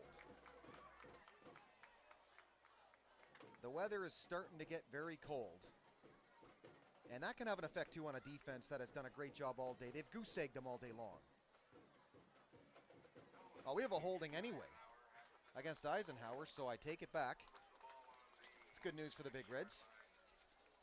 Half the distance gives them a replay of 1st down. Now 1st and 15, ball marked on the 6.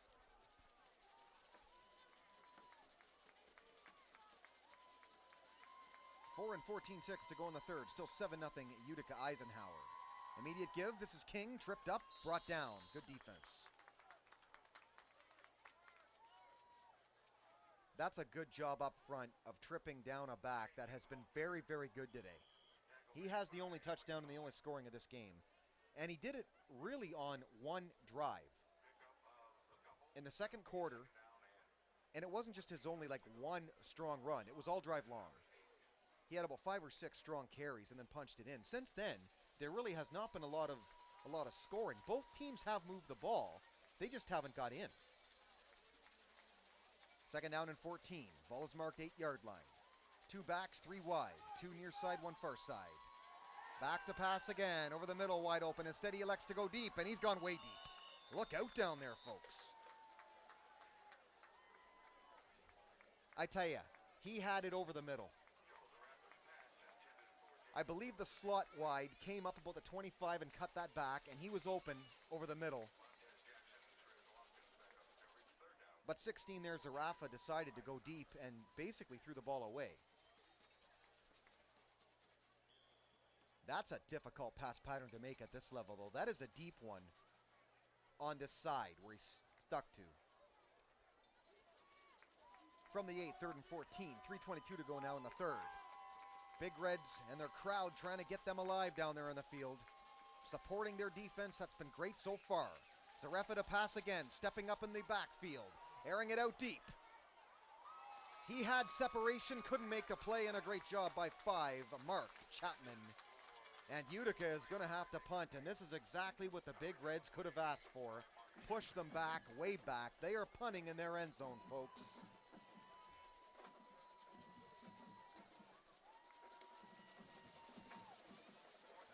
As I said, the wide out there got some separation on Chapman, but I believe when he went to actually get his hands on that football, he was out of bounds anyway, so they were not afraid to go deep there. Zarafa back to punt this one, standing in his own end zone. 3 and 15 ticks to go in the third. Snap. Pretty good punt. Going to take a forward bounce for Utica. On the bounce, Winslow at the 44. Hit hard, stays on his feet, goes the other way. Stiff arms a man. Block the other way, it's good. 30. Upfield down 25, inside the 25 to the 23. Winslow Chapman. And he taunts the other bench. Put up the 3 fingers for his number. There you go. I was wondering, there was a questionable block upfield about the 40. I think it was Robotham. Wow, it was real close. I kind of paused because I was wondering, was that a block in the back? This is first and foremost.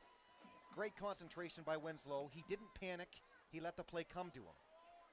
Where's the block I'm talking about? Left side of your screen. And do we get to see it? Where is it? Upfield, there's a good block. Right there, yes. I think Robotham got away with a block in the back, folks. You saw it there late. Well, they're going to get called delay of game here again, and they did. The crowd is yelling here at Coach Mullins to call a timeout. They didn't do it. Delay of game again. This is like the 3rd time in this game where they've gotten a delay of game penalty.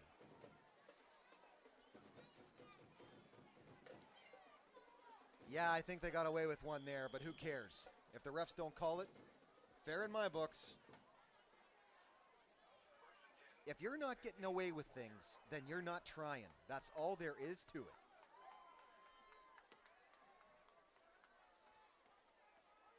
You know what's funny too is when players do that and they stick their arms out like, I didn't do anything, which actually centers them out even more that they did. First down and 15. Over the middle, look out. Robotham crossing pattern inside the 5 to the 1.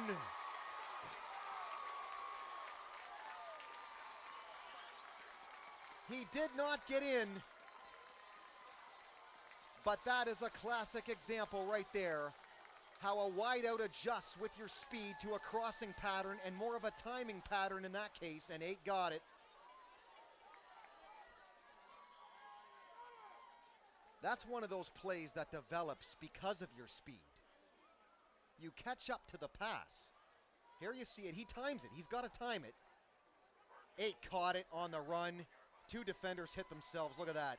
Inside the 1 to the half. The biggest single play of this game so far.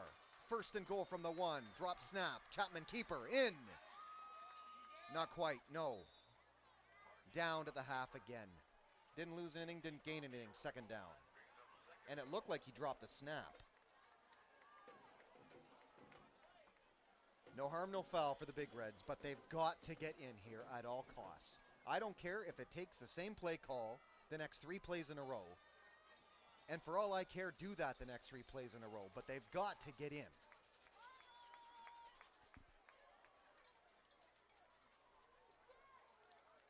Excellent play call. Great catch, Robotham. And it made it that much more pretty because 2 defenders collided. Immediate give. In. Touchdown. Big Reds. KJ the King Thomason.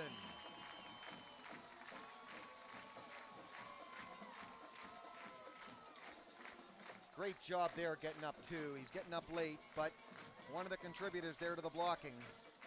And I don't even have his name. I was going to say because he's a GG tough guy, that's why. I think 63, James Calvert. Great job, buddy. Up front. To tie the game in what becomes a very important extra point, just a tie. Huntoon. Placed down. Almost blocked from the outside again, but it's through. Woo! Folks, I can't believe it. If you go into a football season ranked the number 2 team with the Associated Press in the state of Michigan, okay? And you are tied with them late in the third quarter. It speaks volumes.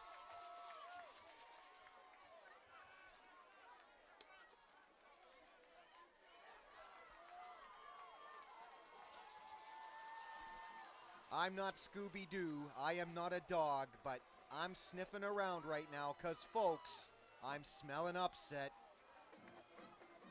This is a dangerous game right now if you're Utica Eisenhower because, again, all of the pressure is on you. You're heavily favored to win this football game. Big Reds have nothing to lose. You're rated 2 divisions underneath. But this is where, when you can get MAC Red teams nervous, late in the game, it's anybody's game. It really is. And now you've got to think. It's too early for this, but if you think upset, how big of an upset in the stadium's history would this really be? Well, maybe we'll talk about that a little bit later. I don't want to jinx them, but first, we're not jinxing. What are we doing? We're doing Let's Get Nasty Port Huron off kickoff. 13 up 20 quickly, 25-30. Cut back, 30, down 34.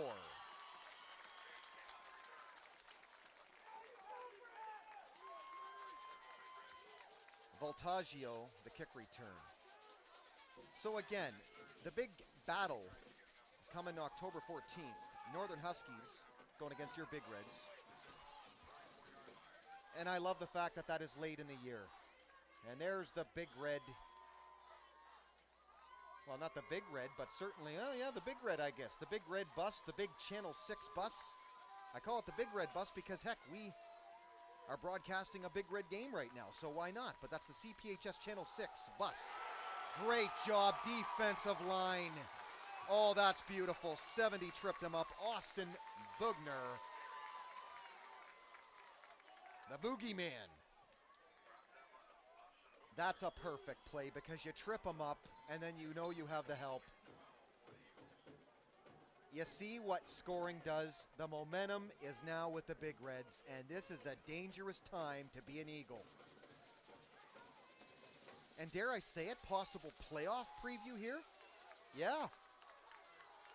Stranger things have happened, believe me. Second down and 12 from the 31 off the loss of 2. They go 4 wide this time. Zarafa to pass. Oh, got all day to throw this one. Stepping in, underthrows, intended receiver. 85, Drew Kuehler, and that brings up 3rd down and long. Northern, by the way, won last week. 1-2, okay? Big Reds 3-0. And who knows how this game's going to turn out the way it's going now. Look out, Utica. This isn't like last year where Northern came in the big team. It's going to be the Big Reds this year. The question is, can Northern keep the game low scoring enough in that one to get that game? It's going to be tough. This Big Red team looks very, very good on both sides of the ball. A huge play here right now. Final minute, third quarter, 7-0. They send the man in motion. Zarafa, play fake, outside. Got all day to throw, airing it out deep. Look out. 35 over his shoulder, catch attempt at the 30 and couldn't do it. Great coverage, Big Reds, and again, Utica has to punt. 5, Chapman. 3, Winslow Chapman. 18 as well over there, Corey Hutchinson. Strong coverage defense, Big Reds, and they're going to get the ball back.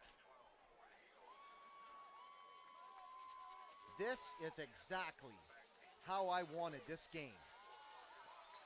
Close in the 4th. Not quite the 4th yet, but it will be soon. Standing back to punt Zarafa at his own 17-yard line.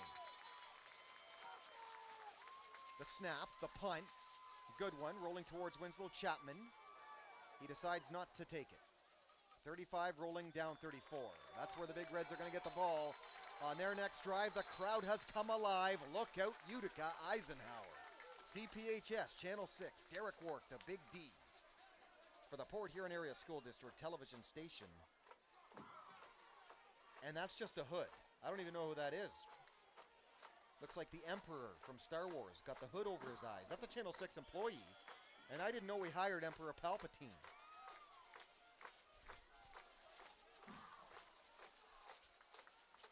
all kinds of fun tonight. They like it when I make fun of them. I don't know why. They probably make fun of me down there in the bus too, so who cares? There you see Zarefa stepping up. See, the wideout has a step, but an over-the-shoulder catch is difficult to make in pass coverage. First down, Winslow has the hole, battling through, getting 3, maybe 4 before he's pushed back. I mentioned at the beginning of the program, so much has been made of the Big Reds and their pass rush in the first 3 weeks. But I don't believe enough has really been said about the front line offensively for the Big Reds in general. Offensively, they've been blocking very, very well, and there's been so much talk about the Chapmans running the football, particularly Mark. But those big meat eaters up front for the Big Reds, they're really doing the job. They are. 50. Guy DeCiccio. I hope I'm pronouncing that right. I apologize if I'm not. He's among them down there. 51 as well, Kyle Moran. Just trying to get some numbers of these guys here. They should get some credit. Maybe as the game goes along, I'll have a look again. I believe 65 down there, Tyler Cole as well, among them. So naming a few of them there, but they've been great all year to this point.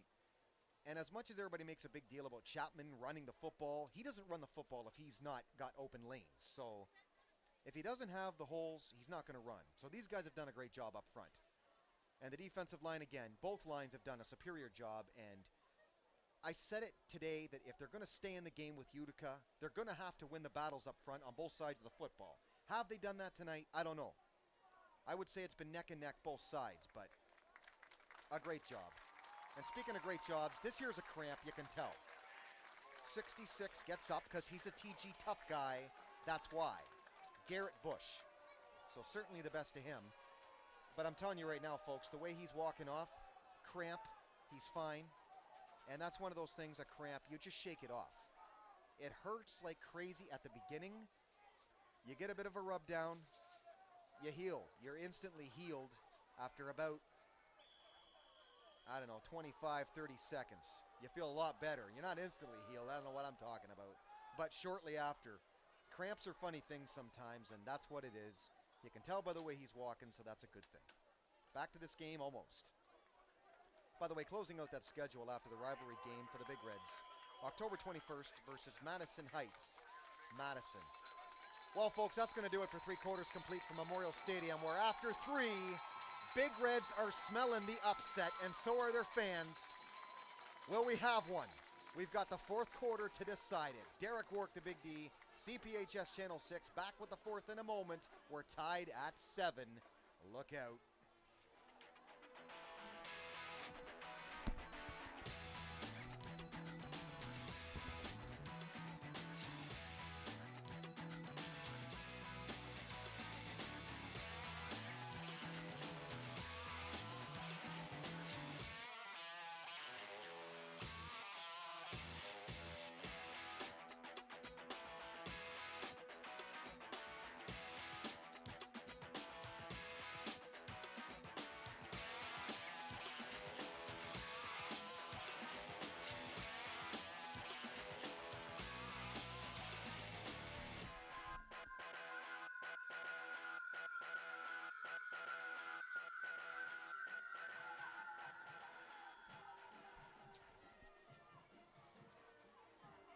In a game that is reeking of upset potential, the Big Reds have the football beginning the 4th quarter, tied at 7 with the number 2 ranked team in state. I mentioned it earlier, some have them 1. Here you go, Utica Eisenhower. This would be tremendous, but let's not count the chickens before they're hatched, folks. 12 minutes to go, 7 all. Shotgun look, Mark Chapman on 2nd down. And they say 2nd and 5 from the 39. Play fake, Chapman cutting that ball hard. Couple more, that brings up 3rd down. Gets just out past the 40, not quite to the 41, his own 41. Again, Derek Work, Big D. Being big is a state of mind. I should also mention to you, bigdsports.info. www.bigdsports.info is where I go to write up a blog after each and every game about the game. And there's a spot there where you can send in comments, tell me what you think.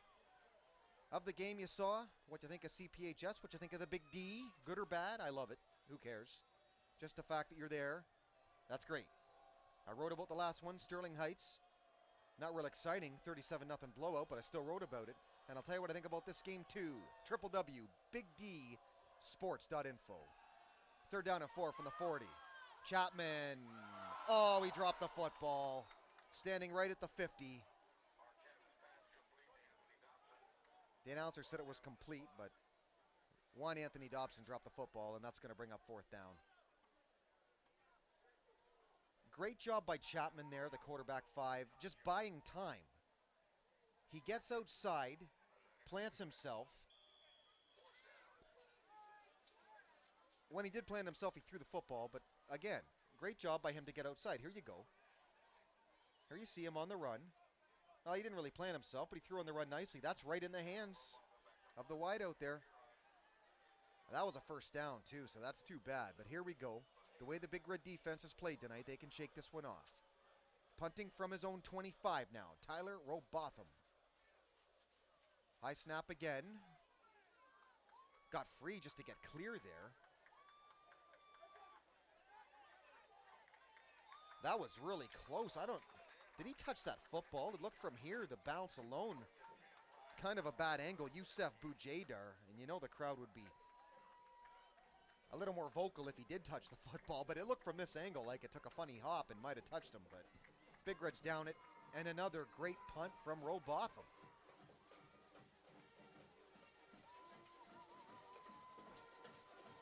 That's about a 40, 44-yard punt right there. From his own end zone earlier, Robotham kicked over a 40, I think it was actually over a 50-yard punt earlier. So there you go. 10:53 left in the 4th now. Still 7-all. Zarafa. Immediate give. No, instead of the outside, and the whole defense fell for it. This is King again.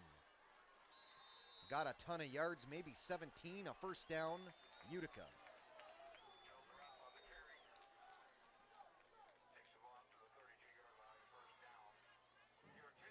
Well, I'll tell you something. Zarafa looks like a pretty good quarterback. Not afraid to run this ball deep. But as far as Sean King goes, easily the best tailback on this football team. He's getting the big yards in sections. He's got the touchdown in this football game.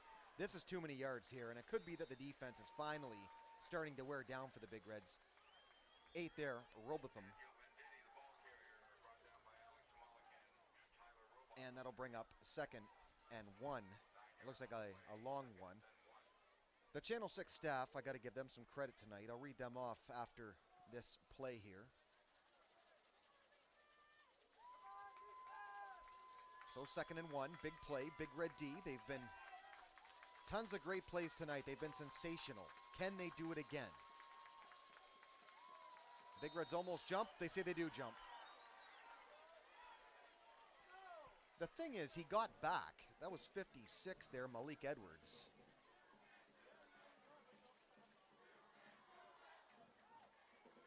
Yeah, they're calling offside on Malik. That's just 5 yards, but enough for a 1st down. Anyway, Channel 6 staff tonight, the camera people, Emily Desmet, Sean Went the Ox, Braden Wright as well. Slow-mo camera is Andy the Big Bad Wolf.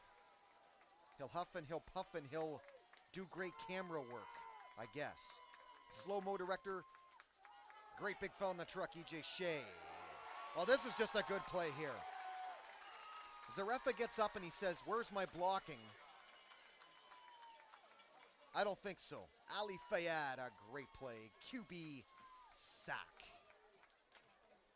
Yeah, big fella in the truck, EJ Shea, the slow-mo director. Graphics, Aaron Bitzinger, and of course the production supervisor.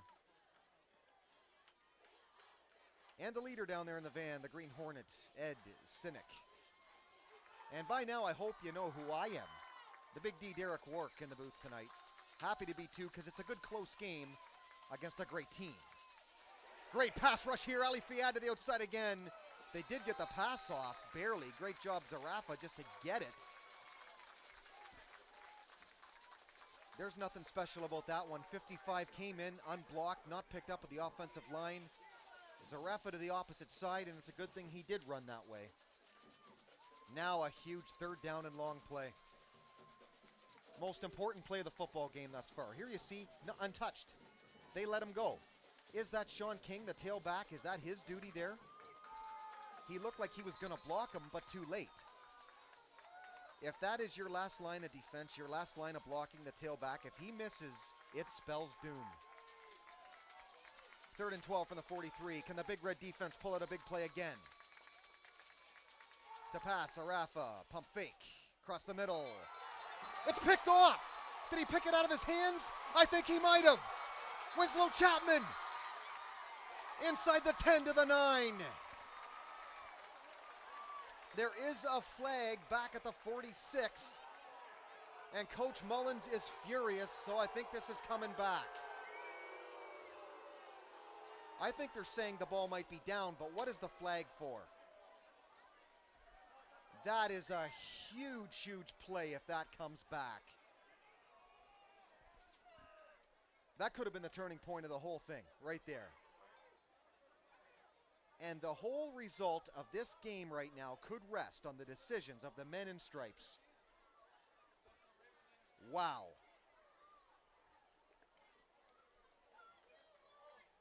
You talk about the heart beating fast right now. This is heart attack territory, baby. Being big is a state of mind in these games. Geez, I guess so. Here's the official call anyway. Although they're still talking about it. They're going to go over and explain this to Coach Mullins and anybody else on the sidelines that wants an explanation. They're calling a legal substitution against Eisenhower. Penalties declined. Ball down midfield. Okay. So they're giving Port Huron and Winslow the interception. That is the main thing, folks. They got the ball. But Utica, I think, is arguing. They think that that ball was down on the ground. Here's a replay of the whole thing. Oh, wow. That's an interception, folks. Winslow Chapman just took it out of his hands. The ball was at his knees, and he picked it up off his knees and ran with it. Replay. Great job, E.J. Shea down there.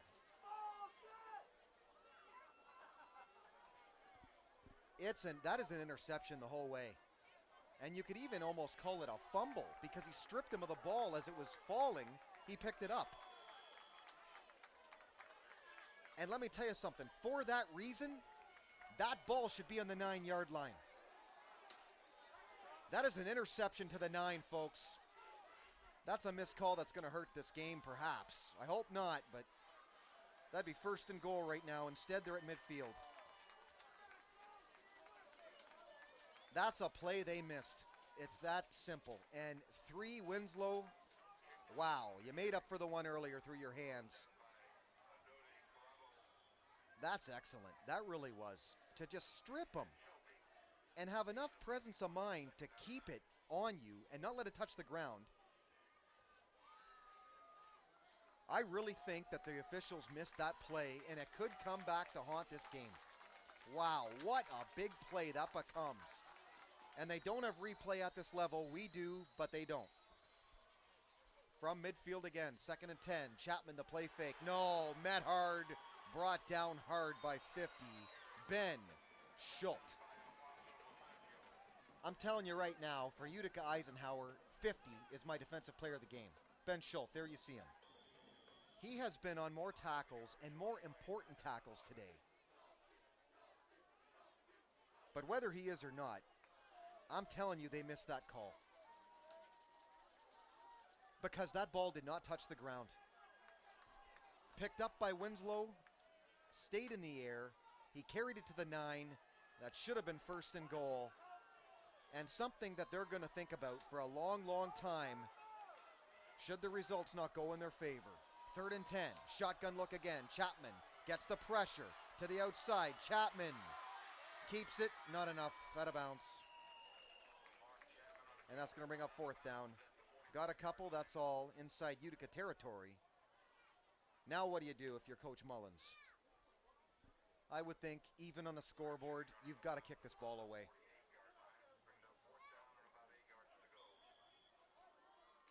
crowd under me yelling, get out there and punt the ball, don't be so stupid. Well, it looks like they're gonna.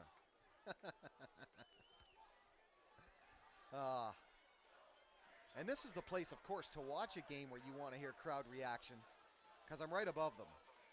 And they think I'm too loud at times, but oh well. That's what I'm paid for, right, Ed Sinek? Right, Big D. Here's the bounce. Off the snap. That's not going to be a long punt at all. Look out down there into the stands. And I'm not completely sure there's any net on that punt at all. I think we have a negative yard punt.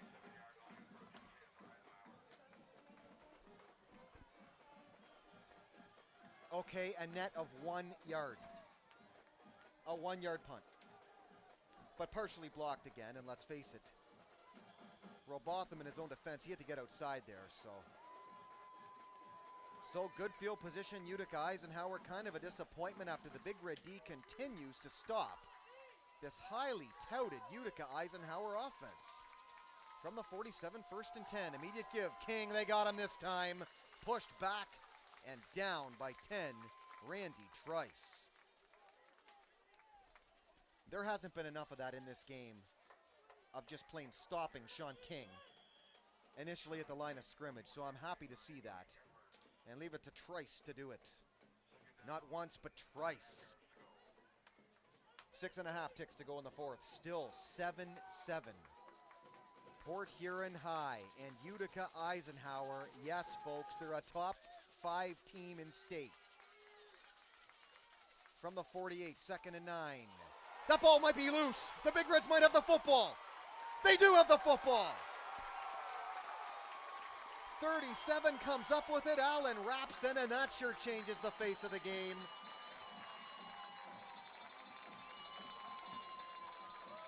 I tell you, you don't always hear from 37, but when you do, it's big. And they don't get any bigger than that one, 3-7. Zarafa never looked sure of himself on the play, and he just got stripped. It was pulled out of his hands. There you see Rapson. Took his helmet off immediately. Got some much-deserved water. 6:19 left now. Inside, Utica Eisenhower's 45. This is the option look. It's a pitch. Winslow. Hit hard, pushed back immediately. 21, Idode Carabo. A flag first, though. We'll see what this is all about.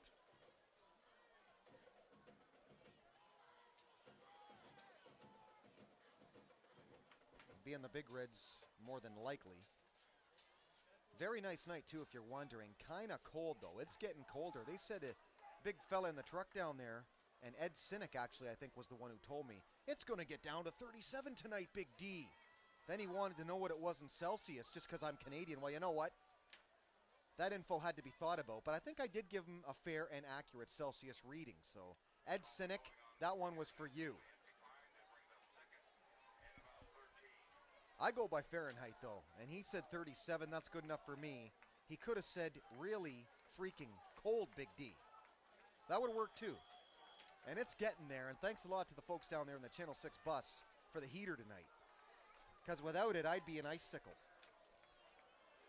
2nd and 13 from the 45 now. Final 6 minutes to go. Winslow. Line of scrimmage and one more. Ball is loose. Now they say down. No, they say it's down. Big play again coming up. 3rd down and long. Sure, the Big Reds are taking time off the clock, but you know what? They haven't really moved the ball in this quarter. They did it well in the 3rd, particularly how they came out, went right down the field, but didn't score again. And then a big play again brought them in the red zone where finally they did score. But if you look at the stats here, in the red zone tonight, the Big Reds have been 4 trips down there. Once they've scored. That's 1 for 4. That's not acceptable. I don't care who you're playing. That's why it's tied right now. They could be winning this football game right now. 3rd down and 9 and a very big play. Winslow in motion. Gets it on the end around. Off tackle, hit forward. It depends on the spot. They're going to say he's just short. And here we go again. Another very interesting call for Coach Mullins. looks to be about 1.5 yards.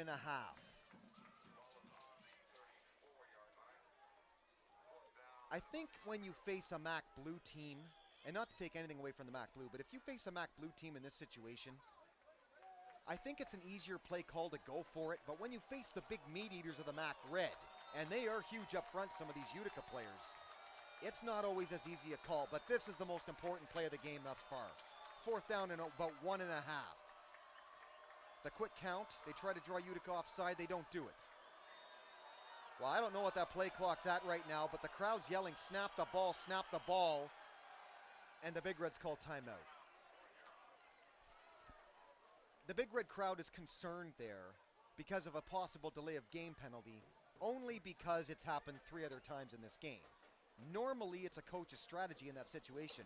You obviously want to run that clock right down. If you're trying the hard snap count to draw the defense offside, you want to bring that clock right down and then call your timeout, if that's your plan. If for nothing else, to give yourself a reason just to talk about things. It's a waste of a timeout, sure. And by the way, Port Huron has only 1 timeout remaining, but if that is your game plan going into the hard snap count routine to try and draw the team offside, then that's what you do, what they did exactly. But again, that keeps me back to the fact that, oh, how I wish there was a visible play clock in high school football. Anyway, Derek Wark to Big D again. How you doing, folks? CPHS Channel 6, the Port Huron Area School District television station. And great to be along tonight. All night long, it's been a great game. Cold, but a great game. Back and forth, it's close, but not just because of that, because we got 2 great football teams here. One is 2 divisions underneath. And I'll tell you something, they are neck and neck with a top 5 rated football team in state. I hate to keep harping on it, but wow. That is a dangerous throw, but Robotham caught it. 1st down, Big Reds.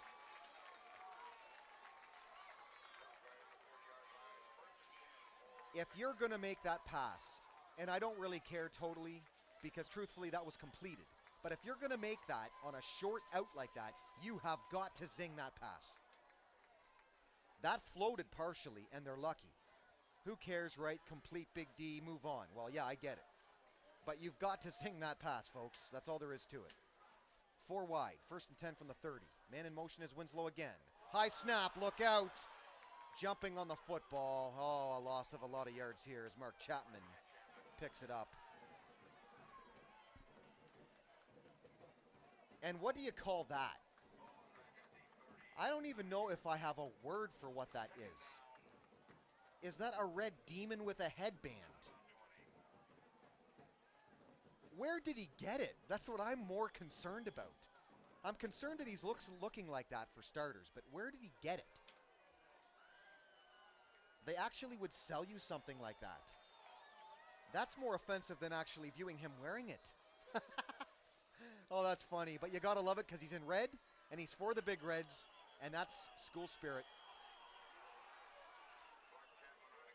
Well, this here, keeper Mark Chapman, they rule him down, but was he down? Because if he wasn't, they just stripped him and they would have had 6. Referee says no, he's down. Another official's timeout here, and it looks like an injury timeout actually for Garrett Bush, who hit both his hands on the field in disgust yet again.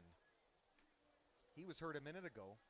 I guaranteed you folks watching this game that he was a TG tough guy and it was a cramp, and it looked like it. That's a case of when was the whistle blown. He's clearly not down. If the whistle was blown due to forward momentum, fine. If it wasn't, that's a turnover and he's not down. It's that simple. I think they ruled whistle first. I never heard a whistle. As you see an injury timeout here. There you see the scoreboard. 2 and 52 ticks to go in the 4th. 7-7. From Memorial Stadium, Derek Ork, the Big D, CPHS Channel 6. Port Huron is giving Utica Eisenhower everything they can handle and more. And just the fact that Port Huron right now, with 2:52 to go, is in position to win this football game right now is unbelievable to me. And a testament to how well their defense has played because it's a low-scoring affair at 7-7. Again, it's the Big D, baby. Loving every minute of it. Hoping, crossing my fingers, my toes, and, you know, whatever else I can cross, the Big Reds can pull this one out and pull an amazing upset we don't see every day. Mark Chapman, well, that's not going to get 20 yards, okay? We know that. Are they bettering their field position?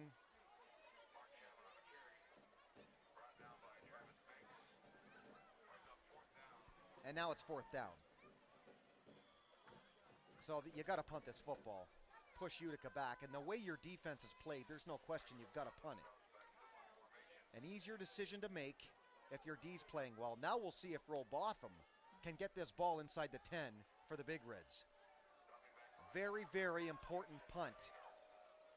And he's exactly the kind of player you want back there. You want senior leadership and a tall guy in case it's a high snap. Here is the snap. Almost blocked, but Robotham got it off. Hits inside the 10, rolls out of bounds. Very, very close, though. If that goes right, maybe 2 feet, that's out of bounds at the 1.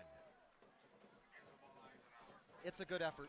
And folks, a lot harder to do than it looks, believe me. That's what you want to do, though, if you're the punter there. Robotham. You want to get forward momentum on the football so that it forward spins and bounces. Hit right about the 10-yard line where you know they're not going to return it anyway. With forward roll and see what happens.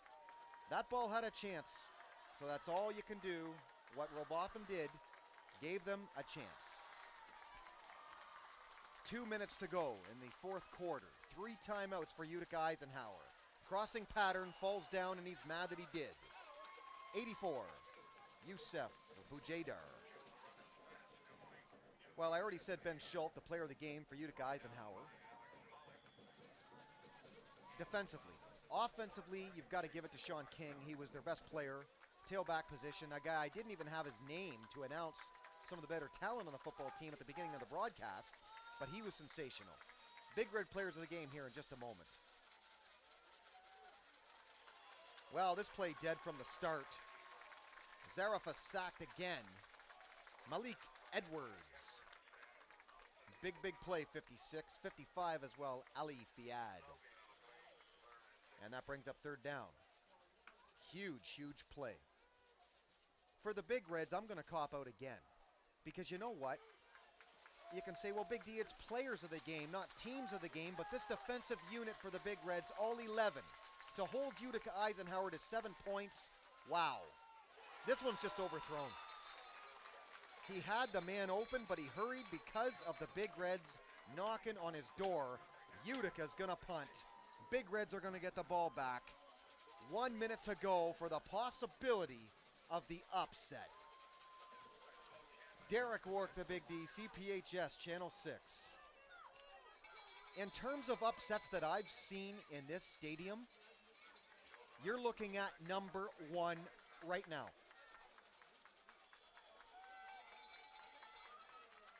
And you know what? If Big Reds were to pull this upset, they'd get a ranking.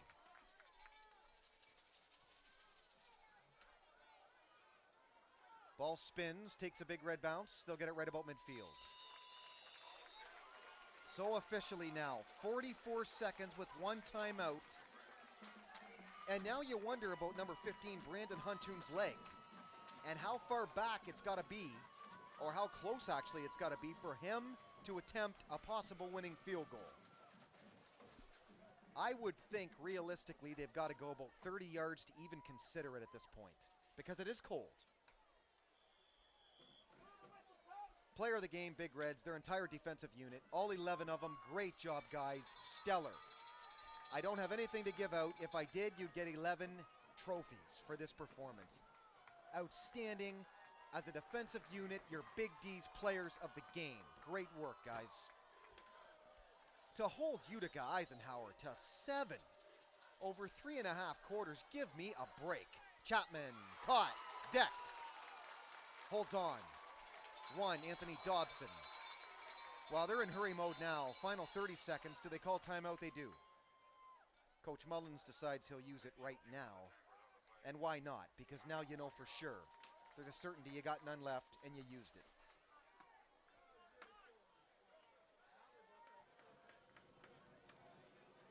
Offensively, I mean, there's a number of players you could really give it to, but not a lot of them have really done a lot. But they've done enough where you have to mention them because there's not been a lot of total yards or single players that have stood out in this football game. But because King KJ Thomason got the touchdown, my player of the game offensively for the Big Reds tonight. There you go. Big D's, big time players of the game, CPHS Channel 6. Final 32 seconds. It has to be a thought right now. How far up do you have to go to consider Huntoon for the win? Because that's what you have to consider. I don't think you consider going 43 yards for this victory. You've got to get the yardage to set him up. If you're Mark Chapman here, you don't want to make any mistakes. That's the crucial thing. You don't want to turn the ball over, regardless of what happens. If you have to take overtime, it's not a bad thing. Back to pass. There goes Mark. Hits the linebacking core. Gets a first down to the 35. Somebody high five number 5. But hurry up while you do it, because the clock's running. 25 seconds left. Well, now it's stopped. Will they reset the chains? And it runs. 24. Here we go. 23. They spike it. Waste it down. Clock is stopped. Does Mark Chapman have enough magic in him to make this upset happen? Do the Big Reds? Their defense certainly do. They proved it tonight. Now they deserve the victory.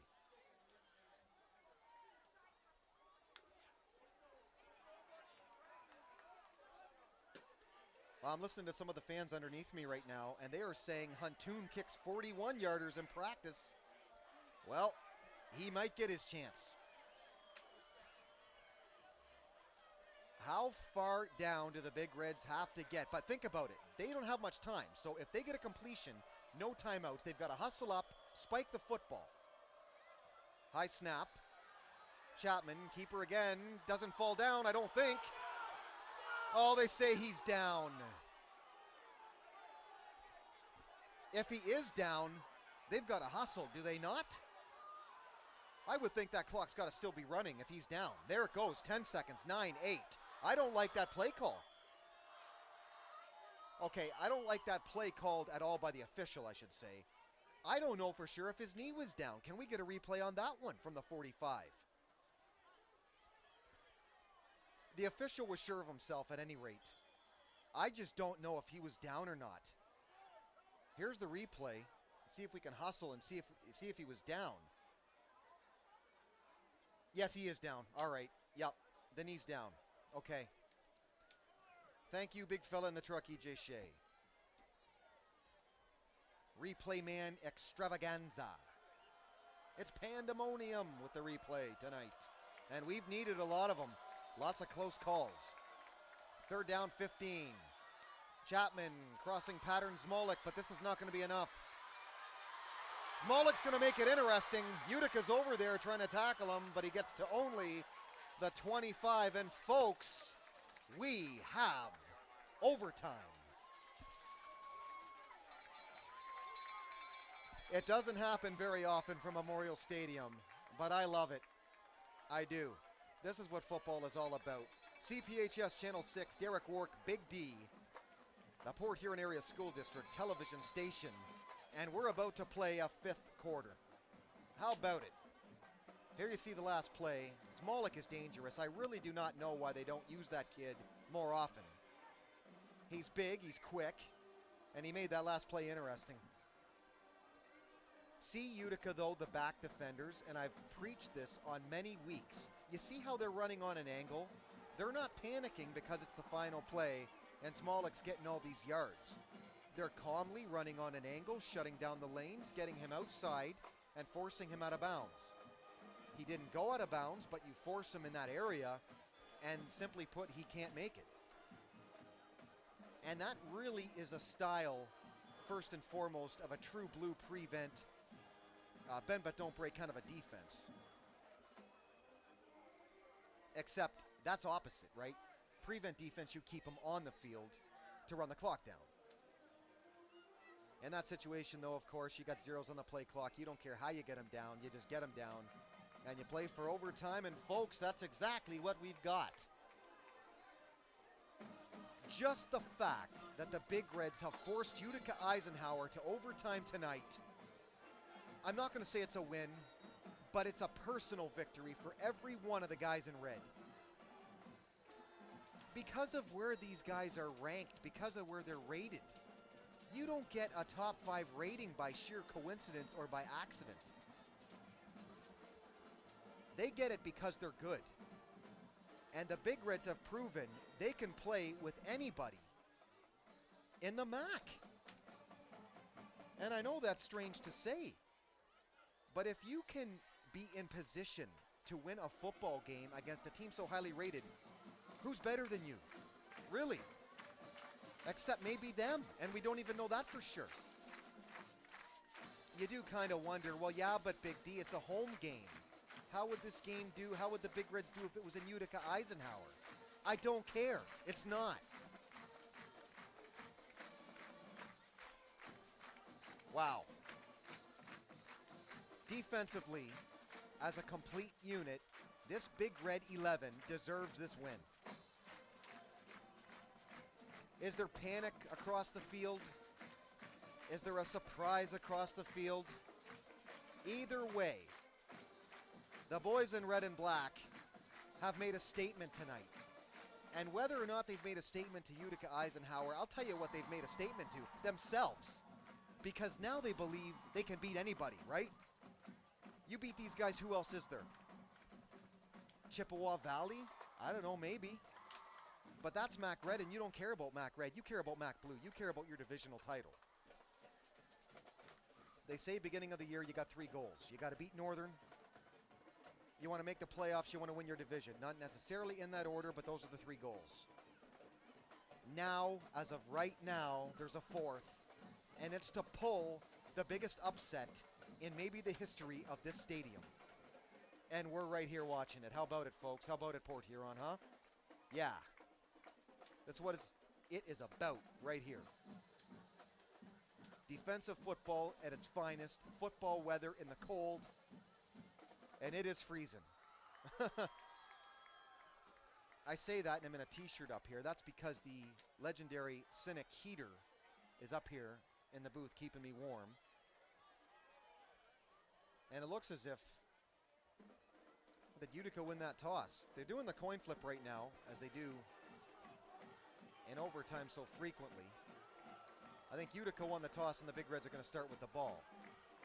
Overtime rules, of course, they rotate. First team scores, second team gets the chance. It's the way they do it in college. And might I add, while we're on the topic, the NFL way they do overtime is absolutely brutal. Sudden death is terrible in the game of football in an overtime format. It's absolutely brutal. I just want to get that out. Terrible. That has to be changed.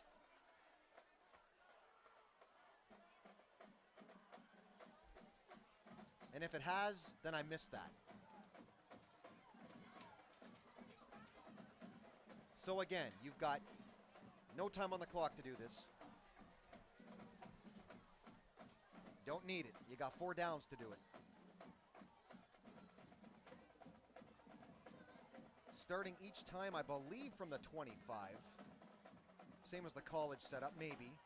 It may be different. It might be inside. Again, I don't call many overtime games up here.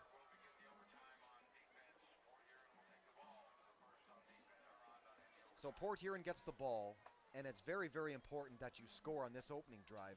If you win the toss overtime, you always want to defer because you get the second say to what happens. You score last, other team doesn't score first, you win the game. Both teams, of course, get one chance in this format. And might I add, I love this format. Well, it looks like they're first and goal from the 10. They just put them right there. Keep in mind, Utica gets the same kind of chance in a moment. 4 downs. Chapman, play fake. Outside. Too far for Smolik.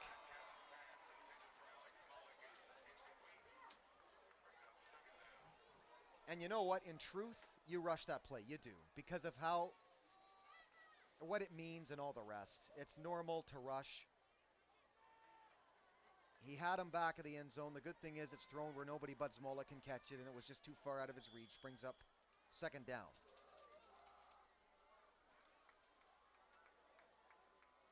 I believe they can come out and kick a field goal too, but the way that right side of Utica Eisenhower on special teams has been blocking kicks tonight, or almost. I don't know if you want to try that unless you put an extra blocker on that left side of the line and right side of the D. Second and goal again. Chapman rolling outside. Pass, end zone, touchdown, Big Reds. Tyler Robotham, you will not make a more important catch for your team. 6, Big Reds.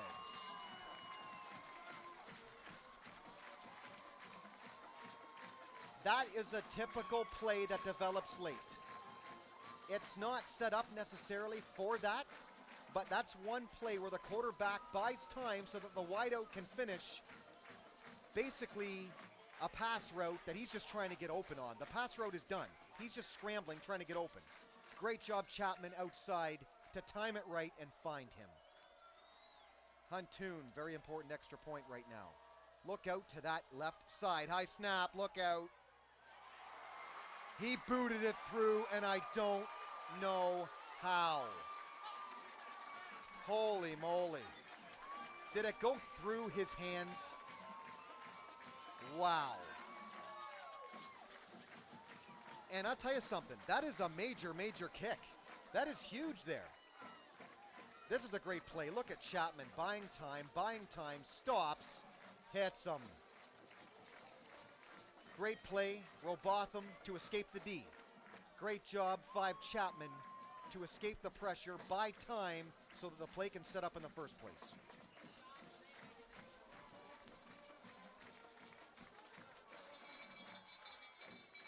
So now the pressure on Utica Eisenhower to score or she's over. And they know right now they can't kick a field goal. It's got to be a touchdown. This, I don't know how that wasn't blocked. I have no idea. Did they slip and fall? Did it go through their hands there? But did I not call it? Did I not say right before that, watch the left side and right side of the D? Sure enough, because they've been doing it all night long.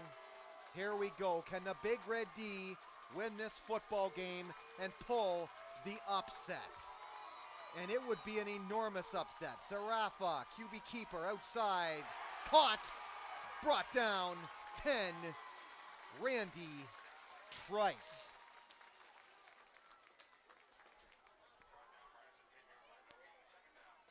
When you're that Trice, you're Trice as nice, baby. There you go. They're making some big plays, and you get the feeling right now that Utica Eisenhower is really going to have to reach back and get this. Man, the Big Red D, I'll tell you something. Outstanding tonight. Can they do it? Can they do the unthinkable at Memorial Stadium again? Over Utica Eisenhower again. Second and goal from the 10. Zarafa, end zone, touchdown, 6.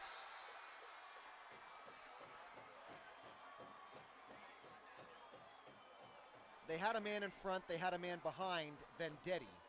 But the key is he too far in front of Vendetti? And he was.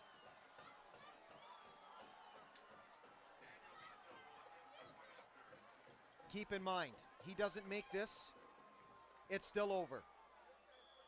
He has got to tie or the Big Reds win. This is a sure kicker, I'll tell you right now. He has got a long leg. Number 14, Goikaj. Placed down, it's up. It's through. So, the first overtime is over. Quarter 5 is over. We go to quarter 6. 14-14. Derek Wark, Big D. CPHS Channel 6 from Memorial Stadium. Here we go again with another one.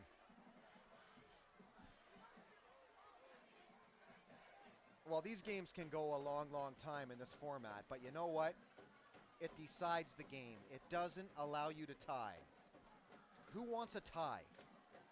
I used to hate it, absolutely hate it, when Michigan would play Notre Dame or a Big Ten team or Ohio State, and they'd tie, and they accepted it in college football then.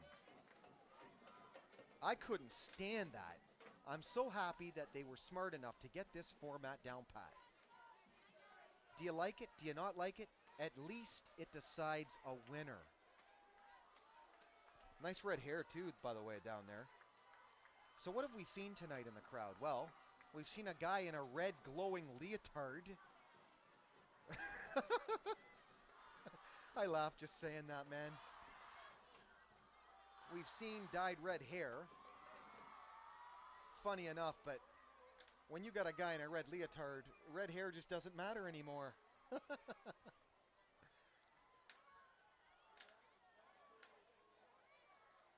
And no, to answer your question, Big D will not be going out tomorrow and buying red hair dye to get that look. Okay? Okay. Here we go. They're going to rotate now. Utica Eisenhower begins with the ball.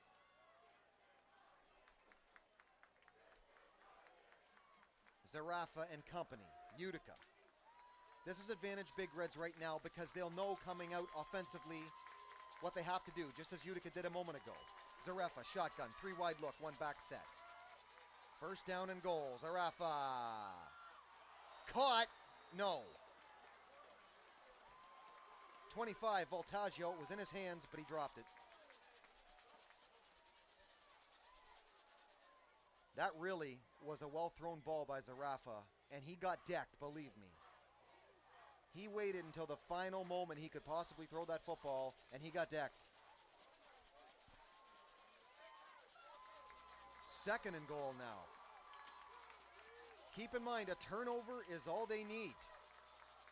And then they come out offensively, and we'll see. Unless they score on the turnover, of course, then it's over. To pass, Zarafa. Pass on the flat.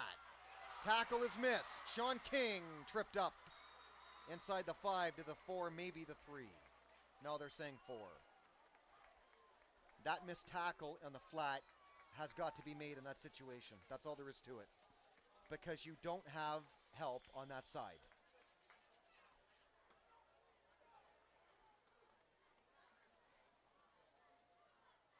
Here we go. Is it indeed two-play territory? Can they kick the field goal? Will they? Well, now they want timeout. So they've used one of the 3. Man, this is some kind of game. And the big question is, who wins, who loses? Are you disappointed walking away from it knowing this game was played like this? Well, that's just a missed tackle. But under the same regard there, great tackle, Montez Jackson, to probably save 6. I said he had to have a big game tonight. I said at the beginning of the broadcast, and boy, I couldn't have been more than right. And he has.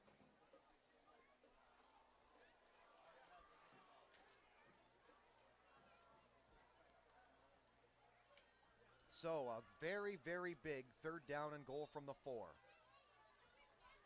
If they don't get this, again, what do they decide? Do they decide to kick it? Do they decide to go for it? We'll see. Under this format, there's no first down. Score to get the points, or that's it. Big Red D, they played great all day. Can they get another stop? Is it unthinkable to think they can? Third and goal. Immediate give. Cuts up. He's in. Touchdown, Utica Eisenhower.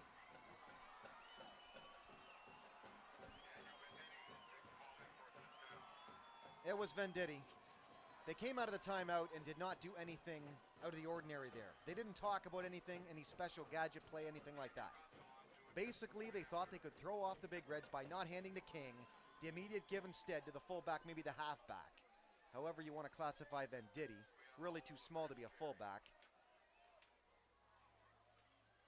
Goykaj, extra point again. Up and good again. So now the Big Reds have to answer again. If they don't, that's all she wrote.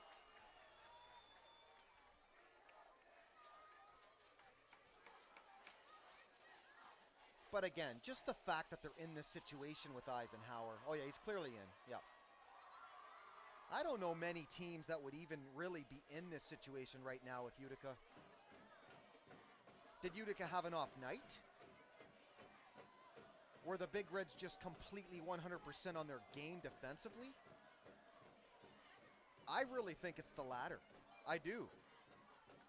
And again, I hate to go back to it, but it's true, and it's really the story of this football game. Big Reds 1 for 4 in the red zone in regulation time. And if they'd have scored on any other one of those red zone offensive possessions, they win this football game. So in a way, they beat themselves there. 1st and goal from the 10. Chapman again. Outside, rolling out, Chapman. Across the field, Robotham again. Touchdown, Big Reds.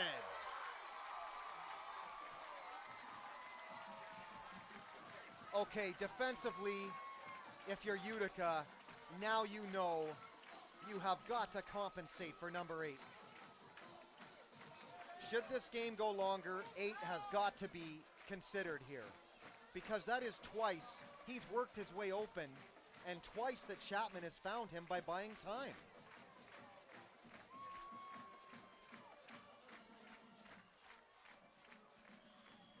Okay, the Big Reds call timeout on this extra point, and you know what? This could be the most important timeout Coach Mullins calls all day, because you've got to compensate for that left side. They've been coming and getting him all day long on that left side, and how Huntoon even got the last kickoff, I'll never know.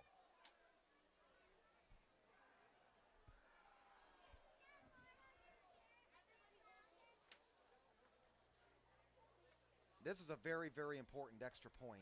And if you have to stack the left side, you do it. You cannot lose this game right now because of that rush from the left. You can't. Because it's happened enough that you can compensate for it. You can adjust to it.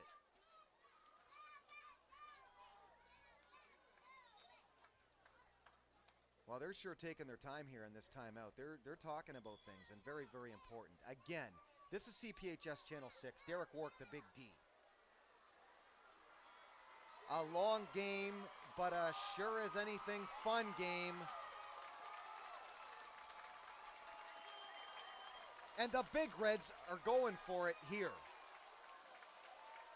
They get it, they win. They get this, they win the game. Are they made to go for it here? Chapman, end zone, touchdown, touchdown. Robotham caught the football. They've done it. The Big Reds have beaten Utica Eisenhower in one of the greatest upsets the Big D has ever seen in the booth. They've done it. I cannot believe what I just saw, folks. I can't.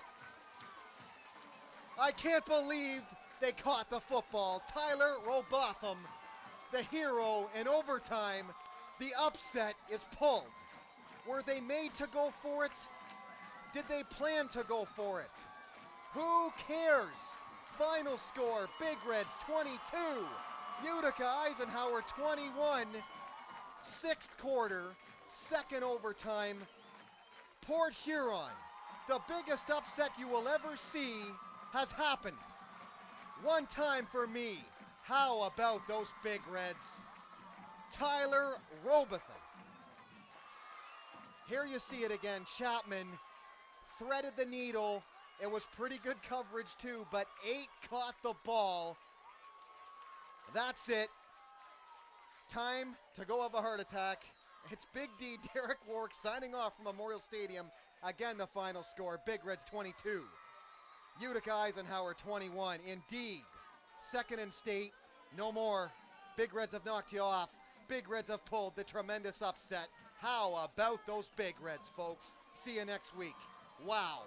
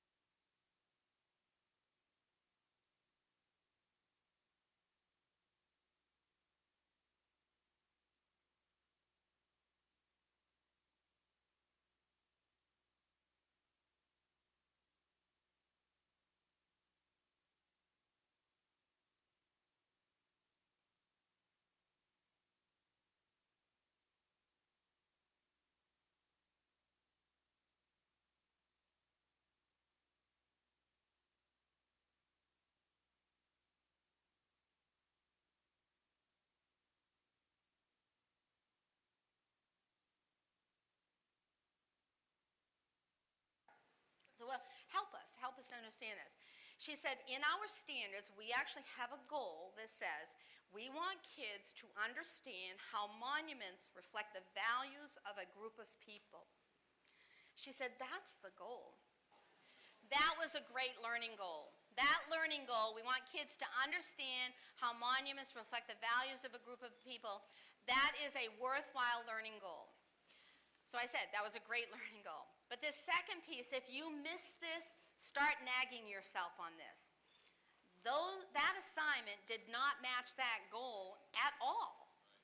So if you miss that, start nagging yourself on that. There has to be a match here.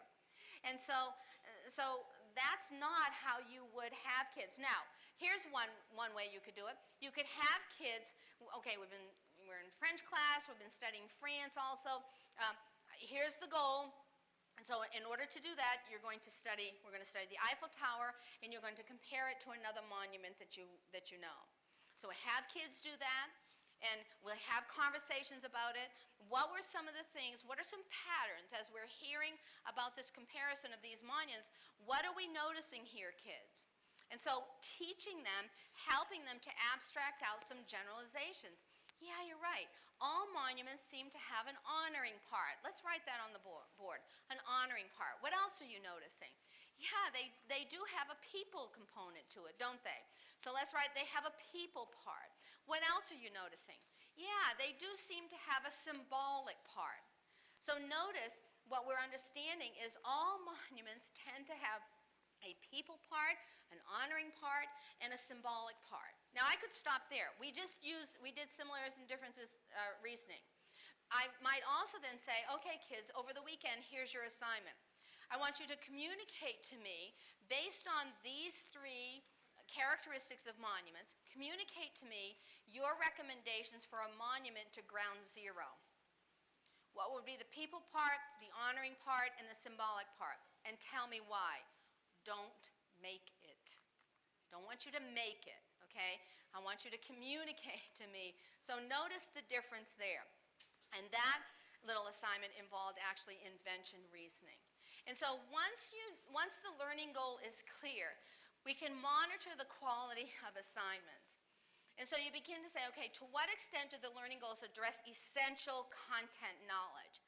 See, if it's just low-level stuff that's not that important, or is it more generalizations and concepts? Is it likely that this assignment will actually assess?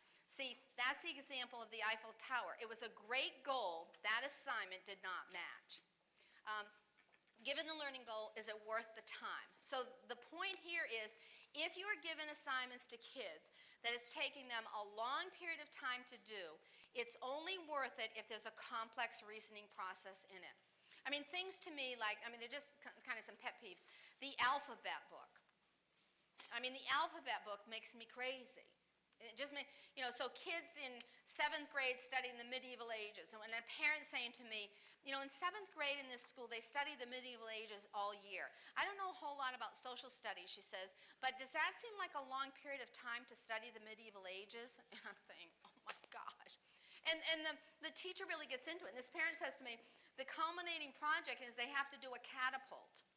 Make a catapult. And she says, I'm trying to get Allie, her daughter, trying to get her excited about making a catapult, because at the end of the year they all go outside and everyone has their catapult do whatever catapults do to see whose catapult does it the best.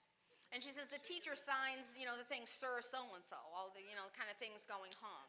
You go, what is with that? And so the alphabet book, you have to have, on one page for every letter of the alphabet, a term related, beginning with like D, that relates to the medieval ages, and you had to like define it, and you have to do a picture of it. Now, are there some terms about the medieval ages that I want kids to kind of have in their head? Yeah, 4, okay, not 26, and certainly not X or Z. It's like, what is that? And the thing is, in secondary schools, we do the same thing. And the hard part is, or the challenge is, you can now get assignments online. You need to be a good consumer of quality assignments. There are tons of them now. This was one online where kids had to do an autobiography alphabet book. And in the directions, the teacher said, you have to, on every page, so you say, okay, D, and you have to have 3 paragraphs, something in your life that begins with the letter D. So you go, okay, I had a dog, okay, and then you write 3 paragraphs on it. And in the directions this teacher wrote, you might want to do this over a period of a few days so you don't get bored with it. I mean, it actually said that, and then I'm like, God. I mean, it's just, it's insane. It's insane. And then finally, are there aspects of the assignment that would require knowledge other than what's in the learning goal? Yeah, so for instance, that one that I did with the travel brochure, they'd have to know how to do similarities and differences or constructing support reasoning, so I'd have to teach that. So helping kids understand that. Now, so here would be the expectation. I mean, what does actually get fun and funny is that once we get this, we start going, oh my gosh, you start saying, okay, I'm embarrassed with some of the projects or assignments that I'm given. So you want to create a culture that you go, it's fine. But what we know is we want to kind of tweak those. Now, the expectation would not be that we're going to tweak every single long-term project, because you can't do that. The expectation would be that everyone in this room commits to tweaking one a semester. So you go, okay, so as long as everyone know, I'm going to tweak this one, but the one where I have them hang those things out in the hallway that kind of, I'm going to let that go, so I don't want anyone on my case around that. I mean, you kind of get good-natured about this. Now, it's easy to kind of think about,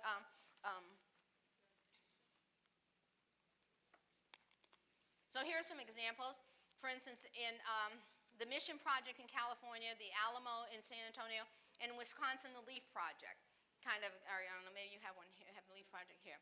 My computer's beginning to act up. The interesting thing is you can buy this on eBay.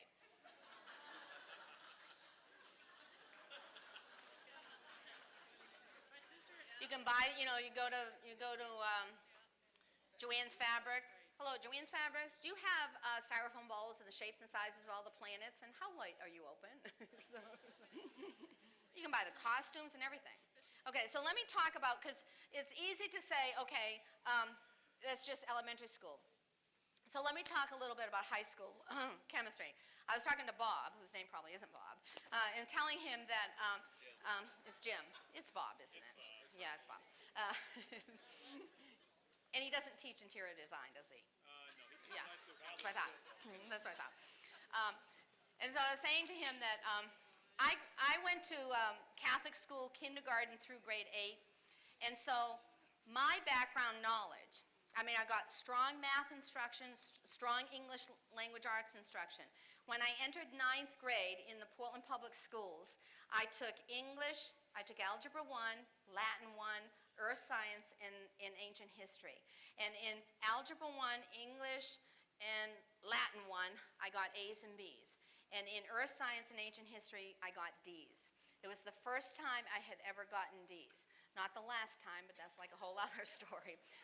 So I was saying to him that I'm always kind of enamored by science teachers because I've worked with incredible science teachers, and it's like I say, I wish you had been my science teacher because I know I would have loved science. The problem is I have such a wobbly background in it that I'm always tentative and just I don't have a lot of confidence in it.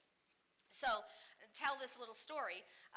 Deborah Pickering, whose daughter took advanced placement chemistry, she's now a sophomore in college, but a couple years ago, we were chatting on the phone. I said, so what's up this weekend? She goes, oh, we have this and this, and she goes, oh, and Devin has to do a project for chemistry. So immediately she says chemistry, I'm like, ah. I said, a project? She goes, yeah, she says she has to make a mole. That you have a, there's the animal, the mole, we have a pattern, we got to cut it out in fabric and stuff it. And then she says you have to put it in like a little environment that plays on the word mole. And so I'm saying to myself, the animal, the mole. I said, I don't get it. I mean, because I'm thinking chemistry, and I know enough to know that, okay, if she said biology, I might have understood it a little bit more because it's an animal. I said, I don't get it. And so then she realized, oh, she says, you don't know that mole, M-O-L-E, is a number in chemistry. I said, oh. She goes, you don't like pi. I go, oh, okay. But I still don't get why you would have to stuff an animal and put it in. She goes, you know, like guacamole. She says, we're going to do, she says, actually, I'm going to do it because Devin has to go here. And so she says, Michael, the dad, he's just going to stuff it. And she says, I'm going to put it like a mole in one. I'm going, what is this? She goes, yeah. She goes, so the number in chemistry is Avogadro's number. And so this is a great learning goal. Understand the concept of a mole in chemistry. Okay, that's a great. But here's the assignment. And the thing is, it's appropriate you have mole day because the number is 10 to the 23rd. So October 23rd is like mole day, which is kind of appropriate. But have some good assignments for the kids. Okay, so here's what: make a mole from the pattern you're given. Create a costume and an environment for the mole that plays on the word mole. So Deborah calls me at the end of the weekend. She says, I went online, you're not going to believe it. She says, I have to send you these. Apparently, in some schools, this kind of takes on a life of its own. So here are some examples of projects that kids did. Now again, clever, play on the word mole, but is it helping their understanding of Avogadro's number? I don't think so. This is Finding Nemo.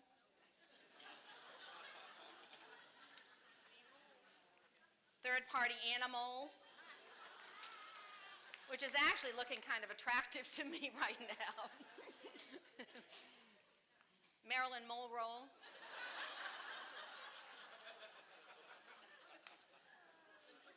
Oliver Twist. The Molson twins.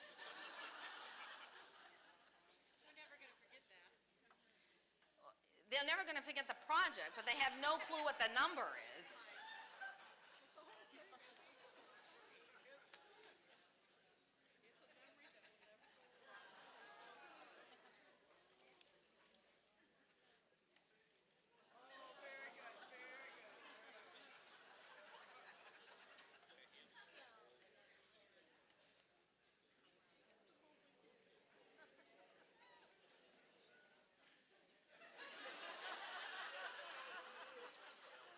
It's like, oh my gosh.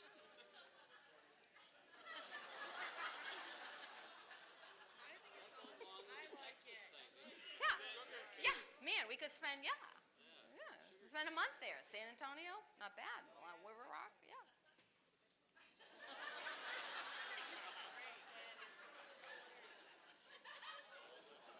Yeah, I think one kid was going. I'm sending a little message here. Now, you don't have to abandon the learning goals in order to use creative approaches, okay? So, someone said, they'll always remember that. Well, they'll always remember the activity, but in terms of understanding this number and what this number represents and how you can use this number, there's nothing there. There's nothing there. It's kind of like the activity, we always blame it on California. Certain activities sweep across the country, and so for a while, fourth graders used to have to take an egg and had to encase it and drop it from like the top floor of the school and so that it wouldn't break. And so Devin comes home one day and says to her mom, it's Friday. She goes, Mom, this weekend, this is what we have to do, and we're going to drop, the egg from the, and so Deborah, being a teacher, says to her, well, sweetie, what are you studying in science class? What's the knowledge you're studying in science class? She goes, no, Mom, Grampy's here, who used to be an engineer, and he's excited. He's going to help me. And Deborah says, I know, sweetie, but there's science knowledge. What's the science knowledge that you've been studying in Mr. McDonough's class over the last couple of weeks? She goes, no, Mom, I know who won last year. I know who won. And I'm going to do it. So Deborah says, I try one more time and said, I know, sweetie, but there's some science knowledge here. And she says, Devin just about comes across the kitchen table and goes, no, there's no knowledge. We just have... She